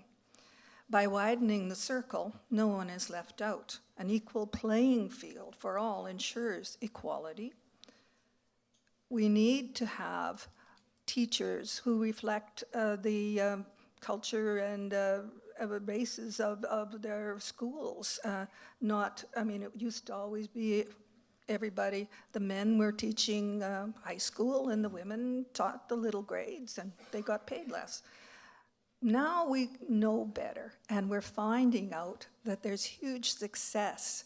And this is something I learned as I went through my career and taught in an inner city school in Regina. Like, oh my Lord, I learned so much. Or having a blind friend and realizing, my gosh, she's looking after her house, and I'm not hardly doing that.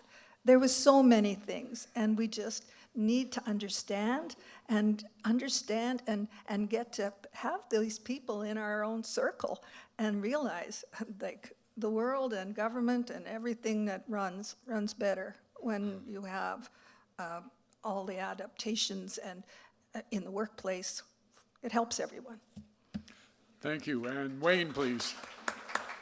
Okay, well, just a second, but it says standing up for people's rights, no matter what the race, no matter what the gender or religion. Well, one thing we're forgetting, when I knocked on the door years back, we get seniors out there, folks, that are sitting in their homes with no heat, no food in the fridge. So all people deserve equal rights. But some of the people that need more help than others, everything is being streamed online. We got to get people back out to their homes, knocking on the doors and asking if they're okay. Everyone deserves equal rights, but in my opinion, lately, a lot of people have been looking to be more than equal. And that's leaving some of the people out. And unfortunately, the people that are being left out are the people that built this province, who built the highways and who paid for our taxes to get to where we are today. We need to take care of our seniors.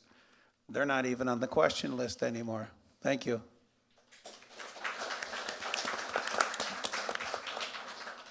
Okay, the next question is for Wayne, and it is question number 9. And it's the online safety and Bill C-63. Do you support Bill C-63, the Online Harms Act? And how would your party protect youth, especially those in marginalized groups, from online abuse while assuring our society's freedom to engage in legitimate discourse? Tough question. It is a tough question. And first of all, I do not belong to a party, so I can support or go against what anybody proposes in the House of Commons. That's what an independent candidate can do. If whoever becomes the leader proposes something absolutely ridiculous, I can stand up and say no. Now, I've worked in the internet business for 20 years. I'll bet you most people in this room don't realize how much of your information is already out there. It's unreal. So there's companies out there that know what you're probably going to eat before you eat it. They know what you buy for groceries. They know what you do for when you go shopping. They know everything about you just by your credit card statements. And you may not want to know that, but your data is for sale. There's hundreds of companies in Canada that buy data just to make better sales. This Bill C-63, in my opinion, is to protect children. And without saying it in detail, it's from protect children from people pretending to be children and taking advantage of them. What we put in law today is going to be different than what happens tomorrow. The internet is going to change that quickly, and technology is going to change faster than the laws can be implemented. So what we need to do, you can make Bill C-63 and C-64 and C-65 all you want. They won't get made quick enough to adapt to how quickly the internet changes. We need to protect our children. We need to protect seniors from having their pensions stolen from them at the last second and 5 seconds online and everything's gone. The only way to do that is when you catch one of these people, you need to prosecute them. And that's what Canada has stopped doing in the last 9 years. You get away with everything you do. The next time somebody robs a senior of 50 years of savings, crucify them. Next time somebody goes after your child, put them in prison and keep them there. It's that simple. Okay. We have candidates that want to respond to this. James? Thanks, Ian. Great comments, Wayne. I agree with everything that you had to say there. The internet is a rabbit hole, and it's scary what's out there. I've never seen it. I've heard about the black net as well, and apparently it's even worse. It's like going from fentanyl to carfentanil. It's just a terrible place. But you know what? As a Conservative Party, we've already demonstrated a solid commitment to combating crime in our country. We want to get tough on crime. We want jail, not bail. We just announced some very significant measures to help protect seniors for those people that are trying to scam our seniors, to take their hard-earned money away from them, the pensions away from them. And we're going to be serious about this. We are going to go after the offenders and prosecute them and give them the appropriate sentences, not just house arrest, not walking around with an anklet monitoring system on your legs so you can continue to do what you do every day, break the laws. We're going to get serious with crime, and we're going to make sure that Canadians are protected from these people. Thank you. And Ken, please. I just want to say that I don't feel that free speech needs to be hate speech, and I believe our kids have to be safe online. But Wayne is right, it's a challenge because they change the platforms. They do lots of things to make it hard to crack down on them. I think there should be limits on what people can say online, and you shouldn't be allowed to threaten somebody on social media. And we read those comments every day. And I find this one particularly difficult because our home community had a young man who was a victim of sex extortion, and I feel for his parents and the loss of a wonderful young man. And the Liberal Party has ready to introduce legislation to protect our kids from being taken advantage of. And we have to give the law enforcement officers more power to persecute these guys and stop these crimes. We have to increase the penalties on them, and particularly those penalties for sharing private images. They're not severe enough, and they have to be changed. Thanks.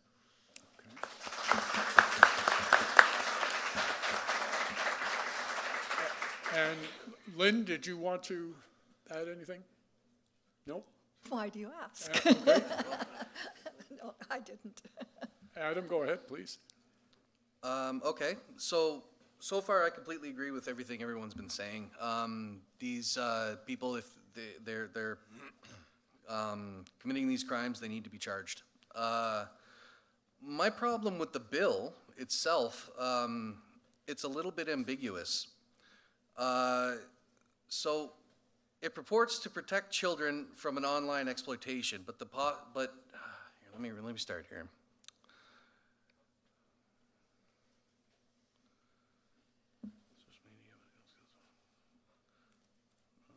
I'm so sorry, guys. Okay, so is the bill designed poorly? It seems like the only purpose of this bill is to authorize a committee to make policy or guidelines, which seems to just be transferring the responsibility of legislating the bill to an agency or a committee which is not really subject to the same sort of scrutinization as it would be in the House of Commons. The bill says a lot without really saying a lot. I don't feel comfortable giving away any more Canadian freedoms to an unaccountable bureaucracy. Maybe if they clean up the bill, choose one topic and suggest rules and guidelines for debate instead of abdicating responsibility to an unaccountable agency, I would be on board. That being said, like I said, I do agree criminals should be prosecuted. Okay. Thank you for that. Okay, the next question goes to Lynn, and it's number 16. And the question is, Chinese tariffs on fish products. okay, it's on Chinese tariffs on fish products. China recently introduced a 25% tariff on Canadian fish products, which will likely have a negative impact on one of PEI's major industries. How will you lobby within your government to have these tariffs removed? And that is a difficult, that's a very big topic, but that's okay, I'm ready for it. China introduced a lot of tariffs after Canada had 100% tariff on their electric cars. And so some of the provinces are upset now, like in Saskatchewan, because their canola is not worth a penny anymore, because that's their major market, and our fish. And so, but we're not sure, like, how do you respond to what could be a flood of electric cars? Maybe limit them, I don't know. But now they're here, and yes, I would definitely do anything I could to have them removed. The only thing that I can say is that I know the NDP will make sure that the people here are, well, everywhere, are given, the workers are given the funding that they will need to carry on. They will try to find other Asian governments and trade deals. We are getting allies together, and that helps. But it's a very difficult thing, and again, I think, like for Prince Edward Island, we're going to have a basic income guarantee because we're going to hurt so bad. Okay. James, please. Thanks very much, Ian. So the 25% tariff on our seafood here on PEI levied by China, it did not have to happen. This file was mishandled so poorly by the federal government. What should have taken place before Canadian government placed a 100% tariff on electric vehicles from China coming into our country, the government should have first went to the World Trade Organization, filed a complaint or a grievance, and asked the WTO to investigate whether or not there's real findings that they were dumping their cheaper vehicles into our market. It would have been up to the WTO then to make a ruling and decide whether or not that was actually happening. Instead, our government got really happy with all this tariff work going on back and forth with the US and said, you know what, we're gonna put a tariff on too. And so now who's paying for that? It's our fishers, and that's wrong. So I would go after the federal government. I would really promote that it be changed, that the tariffs come back off the electric vehicles and they go through the proper channels and actually file a complaint with the WTO. Thank you. Okay. Ken, please. I'd just like to say that I'm a dairy farmer, and I know what it's like to be unfairly targeted by the U.S. administration or any other country in the world. So our seafood industry was levied with a 25% tariff, and my neighbors are fishermen, and it bothers me, and I want to see those tariffs removed. But it's going to take a negotiation, and I think Mark Carney's the man that's more professional and businesslike to do that negotiation. he's already stated that if there's hurt in the lobster industry, then he will put programs in place for adjustment. And the other fact is, James brings up WTO. I have some experience with the WTO. So the dairy industry for many years brought challenges to the WTO. Most of the fishermen in Eastern Kings will be retired before the WTO ever rules on anything. It's 5 years or longer to get a ruling. So it's not something that the federal government should have done or should ever do if they want a fast result for the fishermen in Eastern PEI. Thanks. And Wayne? Okay, the Chinese retaliatory tariff of 25% on Atlantic Canadian fishermen and women was just that. It was in retaliation for the 100% tariff on electric vehicles. Well, if the Conservatives want to win the election, or if the Liberals want to win the election, they need to win Ontario and Quebec. To them, Prince Edward Island amounts to the square root of 0. They need the votes in Ontario and Quebec, and that's where our electric vehicles are. So what we say here on PEI was we were thrown under the bus for some Ontario and Quebec seats. It's that simple. Prince Edward Island, Eastern Canada, Maine, I guess, Boston, we sell 16% of our lobsters to China directly. We sell a lot. Most of our lobsters go through the US and then they mark them up and sell them to China. I have no idea why we don't sell them ourselves, but anyhow. It was just a boat buying thing. Trudeau did it on his way out the door so Carney wouldn't have to take the blame for it. When you say Carney's the best person to deal with Trump, get him to deal with it on the dairy business as well, because he's going to completely destroy it. If you read his book, he doesn't believe in milk. Soya milk, everything else. Anything that doesn't fart is going to get a Liberal carbon credit. We need to stick up for our farmers, and we need to stick up for our fisheries. And forget about what you're seeing on the internet. Read the book. He wrote it 10 years ago, and he's got a second book out there now, printed, ready to go in boxes, that he will not sell because it would probably kick him right out of the election. That's who he is. His former boss said he will bankrupt Canada if we vote him in. If we vote him in, folks, kick yourselves in the rear end because you deserve it. Kent, you wanted to respond to that? Just very quickly. Yeah. All I want to say is Wayne should write a book. He's got enough stories. And I like Kent, but Kent knows it's true. We discussed it the other day. Okay. Chapter 13 of Carney's book. Read it. We have time for 2 more questions, and first one's going to go to Kent. And it will be number 4. And it's the Cardigan riding wharf and dredging issues. What actions will you take to resolve the ongoing dredging and maintenance problems at Eastern PEI wharves, especially at Wood Islands? Yeah, well, again, I've been touring around the district, and I'm not too far from a couple of wharfs. I'm kind of situated between Fortune and Annandale Harbors, so I'm pretty familiar with maintenance issues at the wharfs. My neighbors majority of them are fishermen in Little Pond. And I think some of the problem is that the effects of Fiona were underestimated. The damage was more severe, and so as I go to the harbors and meet with the fishermen, they're identifying the need for, more accelerated work getting done, more funding for small crafts and harbors. But the other thing they're identifying is, their funding projects get approved, but there's delays in getting the work done because there's just not enough people doing that work. So there has to be something done there to address it. It's not something that's here on paper today, but that's an issue.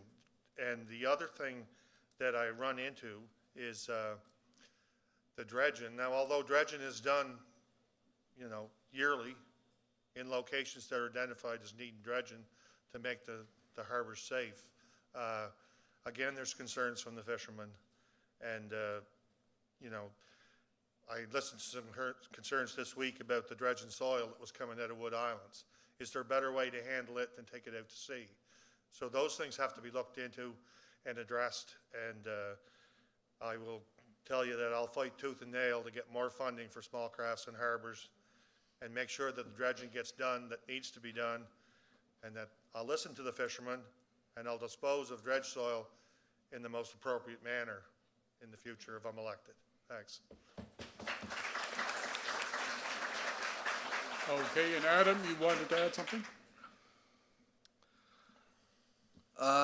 So looking into it, a suction dredger can dredge to a depth of 35 meter and it costs approximately $3 to $5 million. The province obtained the Georgetown shipyard in 2023 for $1.4 million. The facility could be outfitted to produce tugboats, which can run a dredge, or firefighting equipment, or it could be sold to Halifax or all up and down the eastern seaboard. There's an entire industry there that we haven't touched and we need to bring back to life.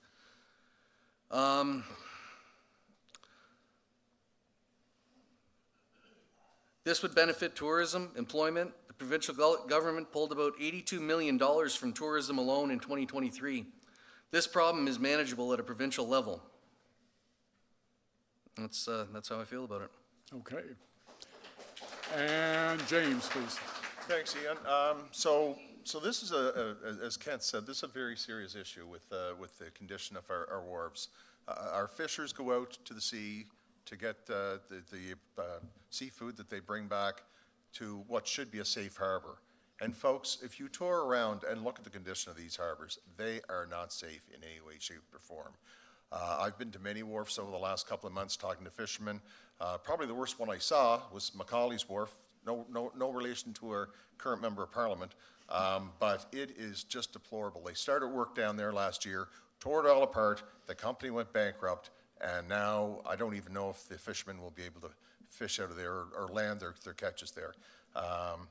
You know, there's technology that has been put in place at Basin Head by the provincial government.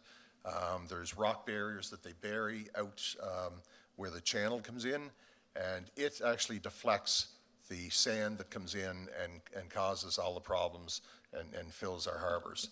I talked to some fishermen recently down on Wood Islands, and they're really concerned as well about the dredging down there. Transport Canada had taken some core samples from the area that they want to dredge, but they won't release it. They won't even release it to the Harbour Authority to find out what kind of contaminants are in there.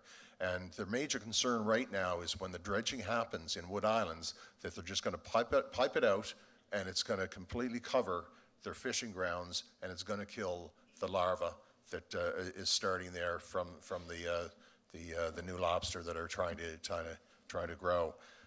There's other ways that we can do dredging, folks. It's done all around the world. We need to look at it, and we need to look at it seriously. We, as the Conservative Party of Canada, we've committed to doubling the funding for small craft harbors, and this is a great way to get going on this. Yes, I agree that we need more people in this industry that can do this kind of work, but they are out there. We just need to tap them. But we have the money to do it.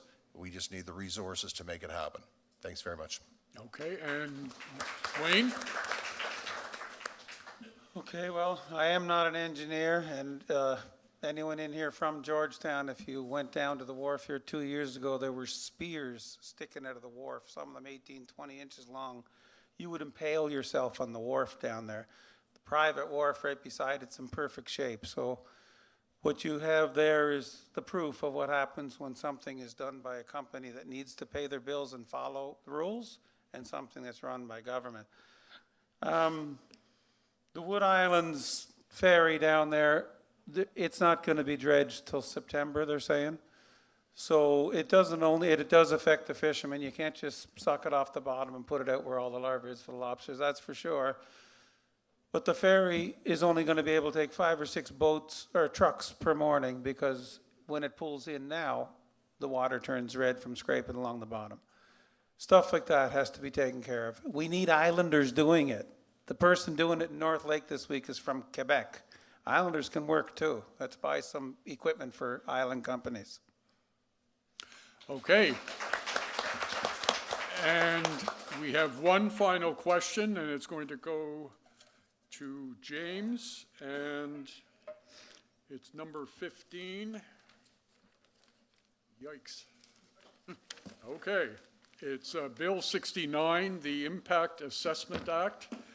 How would your party ensure that resource development projects, including oil and gas pipelines, are able to move ahead while ensuring reasonable environmental policies? Well, I'm glad that this one actually got asked because this is a very important one. When we're talking about tariffs, when we're talking about the various issues we're having with trade, not only my party, the other parties have also said it too. If there's one thing that Donald Trump has done for our country, it's brought us together. It's made us patriotic. And so we have various leaders here right now that are saying what we need to do is we need to build pipelines. Mr. Carney, unfortunately, is not one of those leaders. Bill C-69 should be repealed.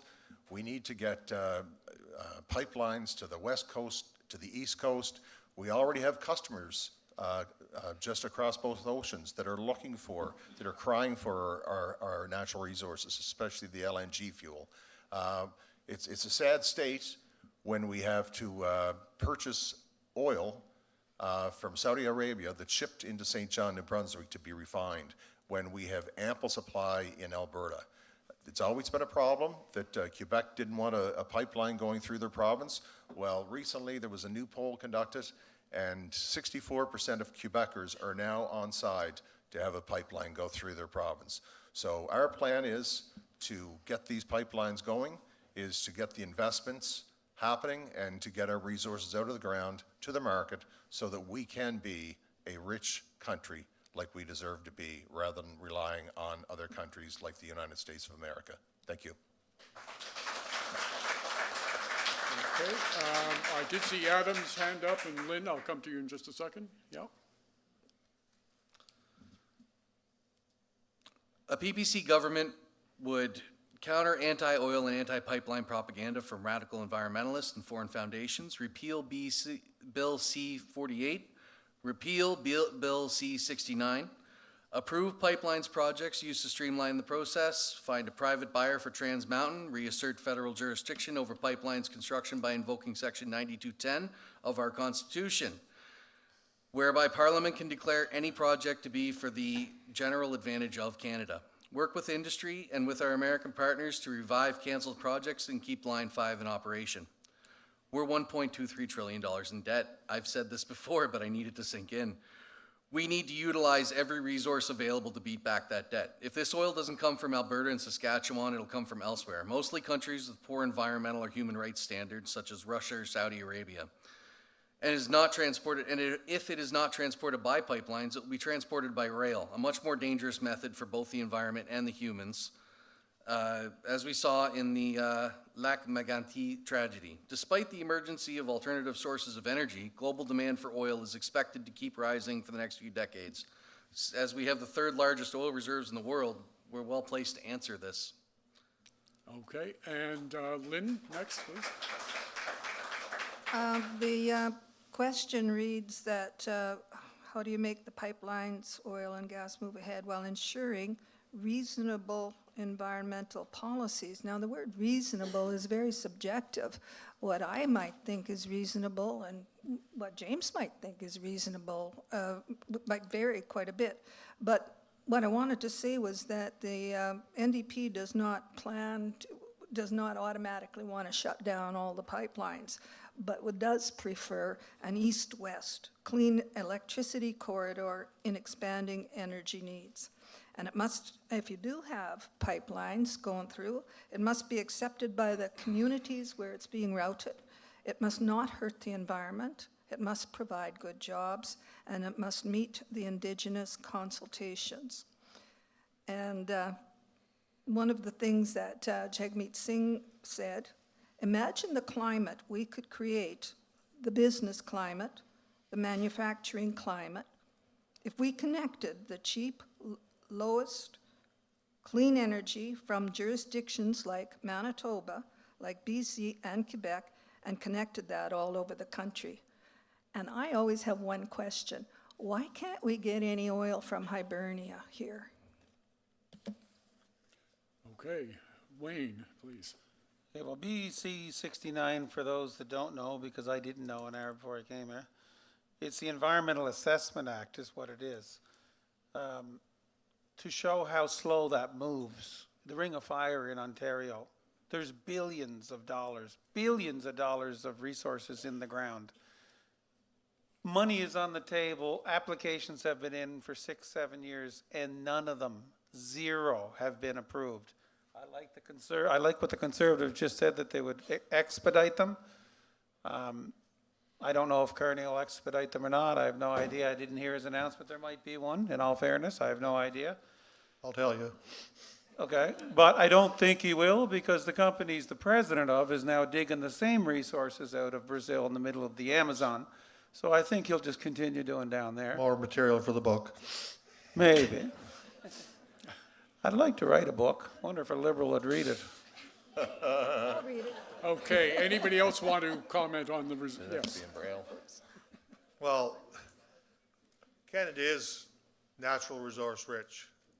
And Kearney has stated, he made the announcement in Calgary that he wants conventional energy and clean energy to benefit all Canadians. And so he's not opposed to building pipelines, but the environmental part of that is to get the social license to bring the oil or the LNG or whatever products we want to across the country. And, you know, he's establishing, as part of our Liberal platform, a major federal project office. So one project, one review. That's getting rid of some of the bureaucracy and getting things approved. He's also looking to make these decisions go from 5 years. Wayne pointed out they take so long. From 5 years to 2 years. So they have to be made in partnership with the Indigenous communities and the provinces. This is stuff, and there is environmental obligations required to pass these projects. I'm going to point out something that somebody pointed out to me. If we hadn't had environmental regulations in place, you could have Northern Pulp pumping effluent into the Northumberland Strait. That's why you need some environmental regulations in place, so that the bad actors are controlled. And I'm really excited with the east-west energy grid.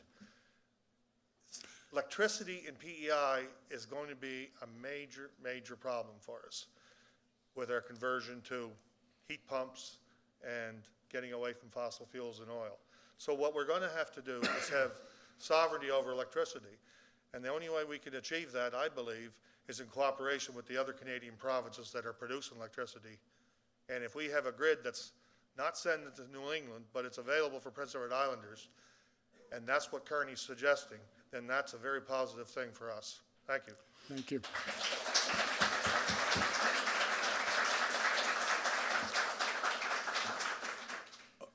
James Shore. If I may, thank you very much. And Kent, what I said about approval process, we're not going to shirk the responsibility of doing environmental assessments.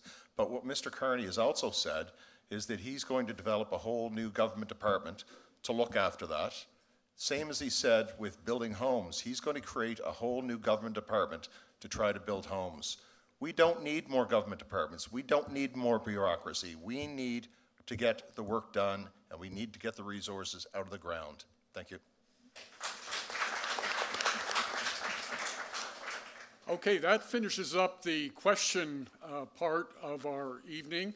Terrific questions, and I know the organizers appreciate all of the questions that came in from people in Cardigan. And let's give a round of hand. Let's clap for the candidates.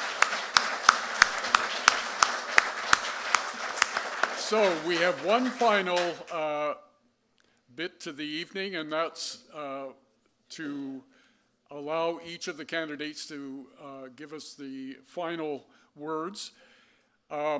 We did do a draw before coming out here in terms of determining who would speak in the final one, and we'll stick with that.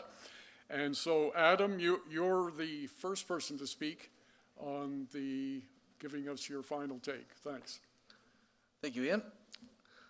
So my closing dialogue here is, during my time going door to door, what I noticed a lot of people saying was that the PPC is splitting the Conservative vote. I'm not sure this is true. When you compare the PPC and the Conservative platforms, they're not all that similar. The PPC want Canadian involvement in the Ukraine war beyond, PPC want to end Canadian involvement in the Ukraine war beyond emergency relief. The Conservative Party wants to continue the Liberal commitment to the Ukrainian conflict. The PPC want to place a moratorium on immigration until we get the housing crisis under control. Conservatives will keep bringing in immigrants to the tune of 250,000 per year.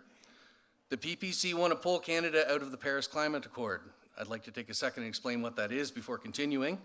The Paris Climate Accord is an agreement between countries to enact a plan every 5 years to combat climate change. The first plan enacted by Canada was the carbon tax. Now, in a spectacular spasm of virtue signaling, Pierre Poilievre is committed to axing the tax without actually removing us from the Paris Climate Accord, thus ensuring the return of the carbon tax in one form or another, perhaps changed in name only. The Conservatives have refused to pull Canada out of the Paris Climate Accords. However, both the Liberals and the Conservatives are pro-war in the Ukraine. Both are for continued mass immigration, and both want to stay committed to the Paris Climate Accords. It seems to me the Conservatives have gone left looking for the split the Liberal vote and left Conservative voters without a Conservative choice. The PPC is here and always will pull the Conservatives back to their Conservative values. Thank you very much for this evening and listening and coming out tonight.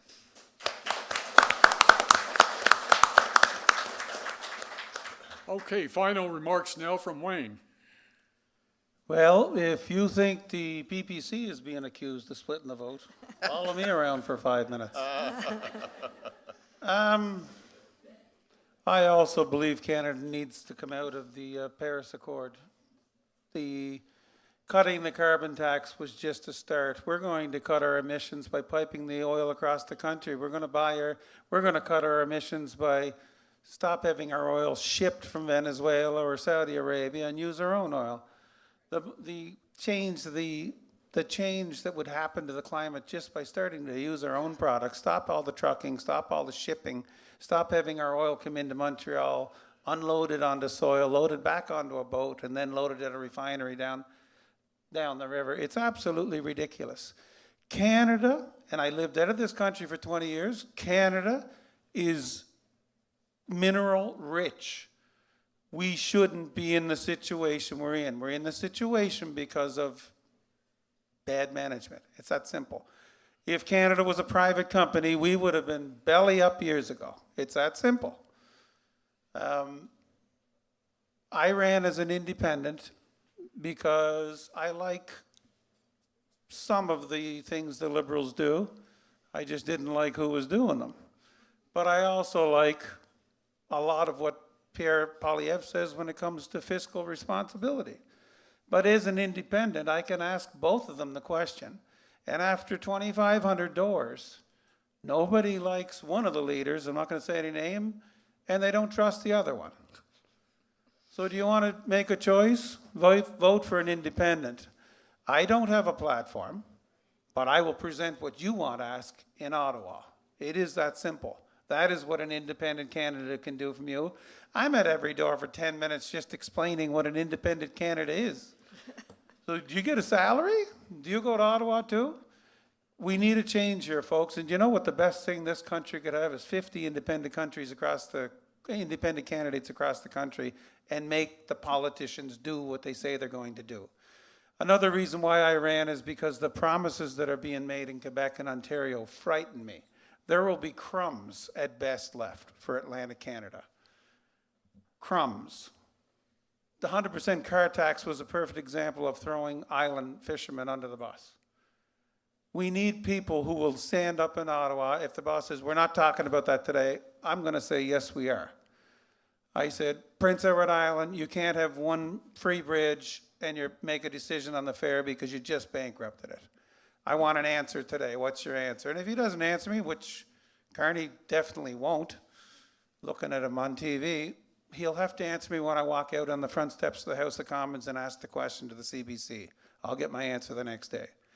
Folks, if you truly want somebody to represent you in this riding, vote for the first time in your life. Get permission from your deceased grandfather and grandmother. Say, I'm sorry, I'm not voting Conservative, I'm not voting Liberal, I'm voting for an independent, and they can have my vote back in the next election. Because I doubt an independent will get 2 terms. Thank you very much.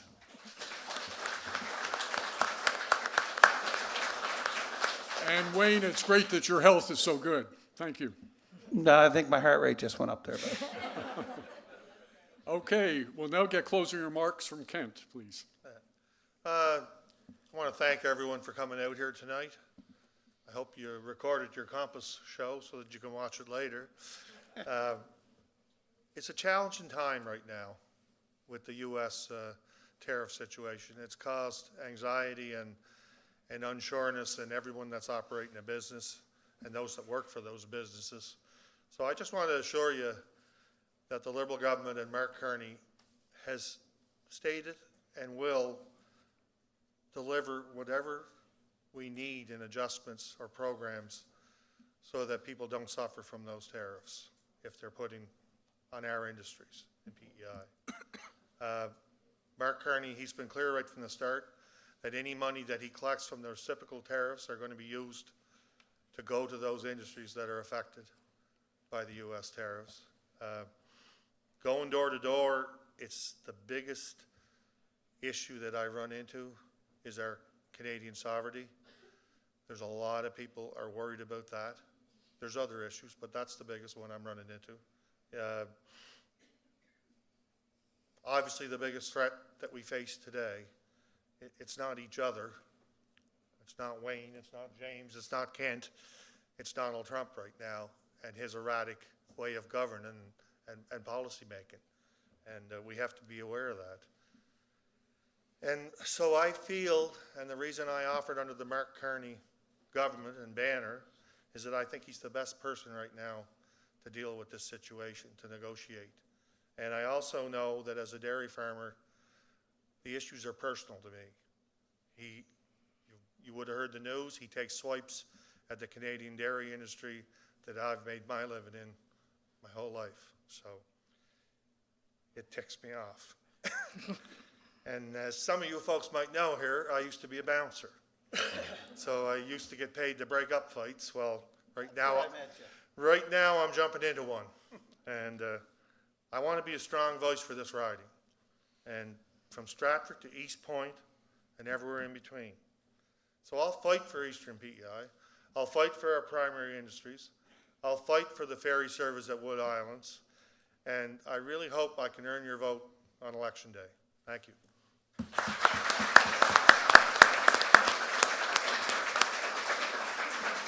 I just had a message that the internet feed went down here just before he started talking, so anyone at home can't see it anymore. Internet went down? Oh. Maybe he didn't pay his... Okay, sorry, just passing on. Somebody just texted me. Okay. Okay.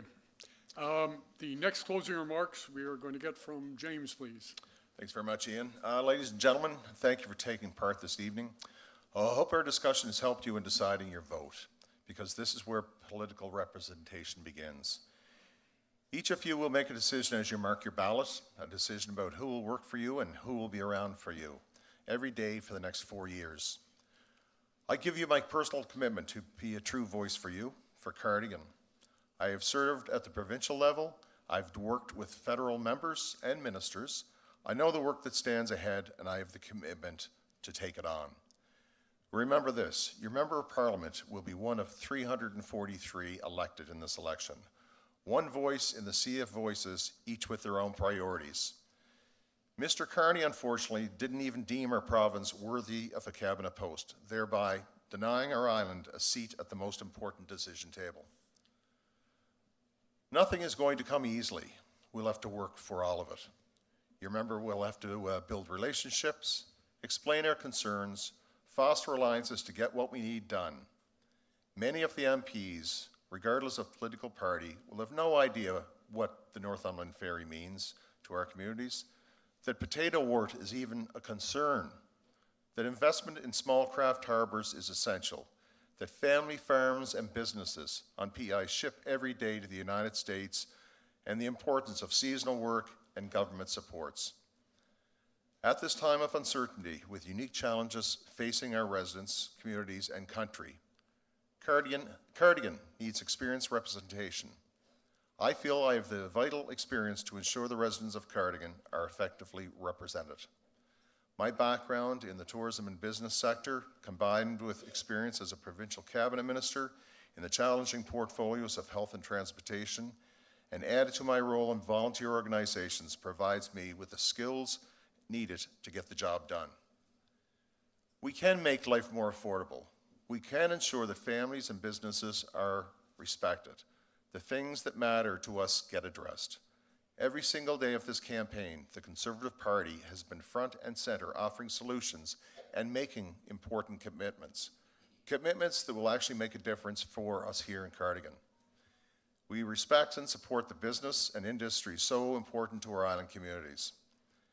Canada is blessed with rich resources, energy, minerals, food production that the country, and in fact the world needs.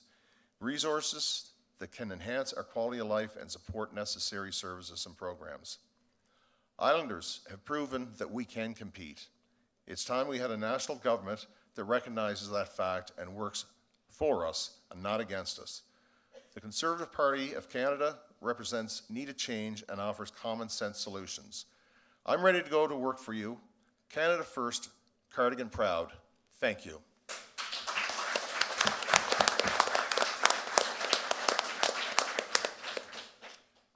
And Lynne, please.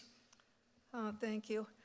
I want to say it's really nice to be in Georgetown. I've always enjoyed visiting here, and it's just a unique place on Prince Edward Island. So thank you for having this meeting here. I enjoy it. Just a little ways from here in Brudenell, there's a Scottish memorial for the early Scottish settlers, of which my grandmother was one of them from the McLaren family. So I have direct descendants. And it's interesting, they were Highland Scots who fought and escaped during the clearance and came here. Then on my mother's father's side, they were Irish. By the way, my grandmother was disowned when she married an Irish Catholic. But they were Irish, and they escaped from the horrors that were going on in Ireland. And they came here, and the funny part is that English landlords were renting out land to them, so they were back to having an English landlord. But fighting is in our tradition and through our blood. My father was in the Second World War. He was here as an airline mechanic. That's where I met my mom. They had to fight. They had a depression to get through. They had a war to get through. And I always thought, on tuberculosis, that hit us bad. But I always thought, weren't we lucky? We never had to fight real hard for anything. I mean, things would get bad, a little recession here or there, COVID. But now we are united in this whole idea that elbows up, we are in resistance, we are going to unite, and that's so important. And I know that, together we're going to get through all of this, because we do have people who are intelligent and have good plans, and they will work together, because we always did during a great, something that was that big. And at the doors, that's what people want to hear. They want to know that there is a plan, there is a fight. Now, I always keep saying, but when the rubber hits the road here on PEI, what's going to happen? I mean, there's a lot of talk of Carney saying this or Pierre Poilievre saying that, but when it comes right down to it, when you have real reform, it's the NDP in a minority government who bring what we need. And now, on Prince Edward Island, we need to have a basic income guarantee. And I want to be the one, I want to take some credit for that, we'll make history. Prince Edward Island will be like Saskatchewan was to Medicare, which is where my father's people all came from. it's time. We have to step up. We have to take care of the climate. We have nothing if we don't take care of our environment, our climate. I mean, we saw that when Fiona hit, and then that threat of fire, like all that timber was sitting there. There's so many things that need to be done, and we can make history. We could even elect an NDP MP for Prince Edward Island, and that would be historical. And you know what? I always said I won't accept what's unacceptable. I've been in every protest march and everything else. We've gotten things done. The grassroots get it done, and I'm up for it. And I have all my faith in Jagmeet Singh and the NDP.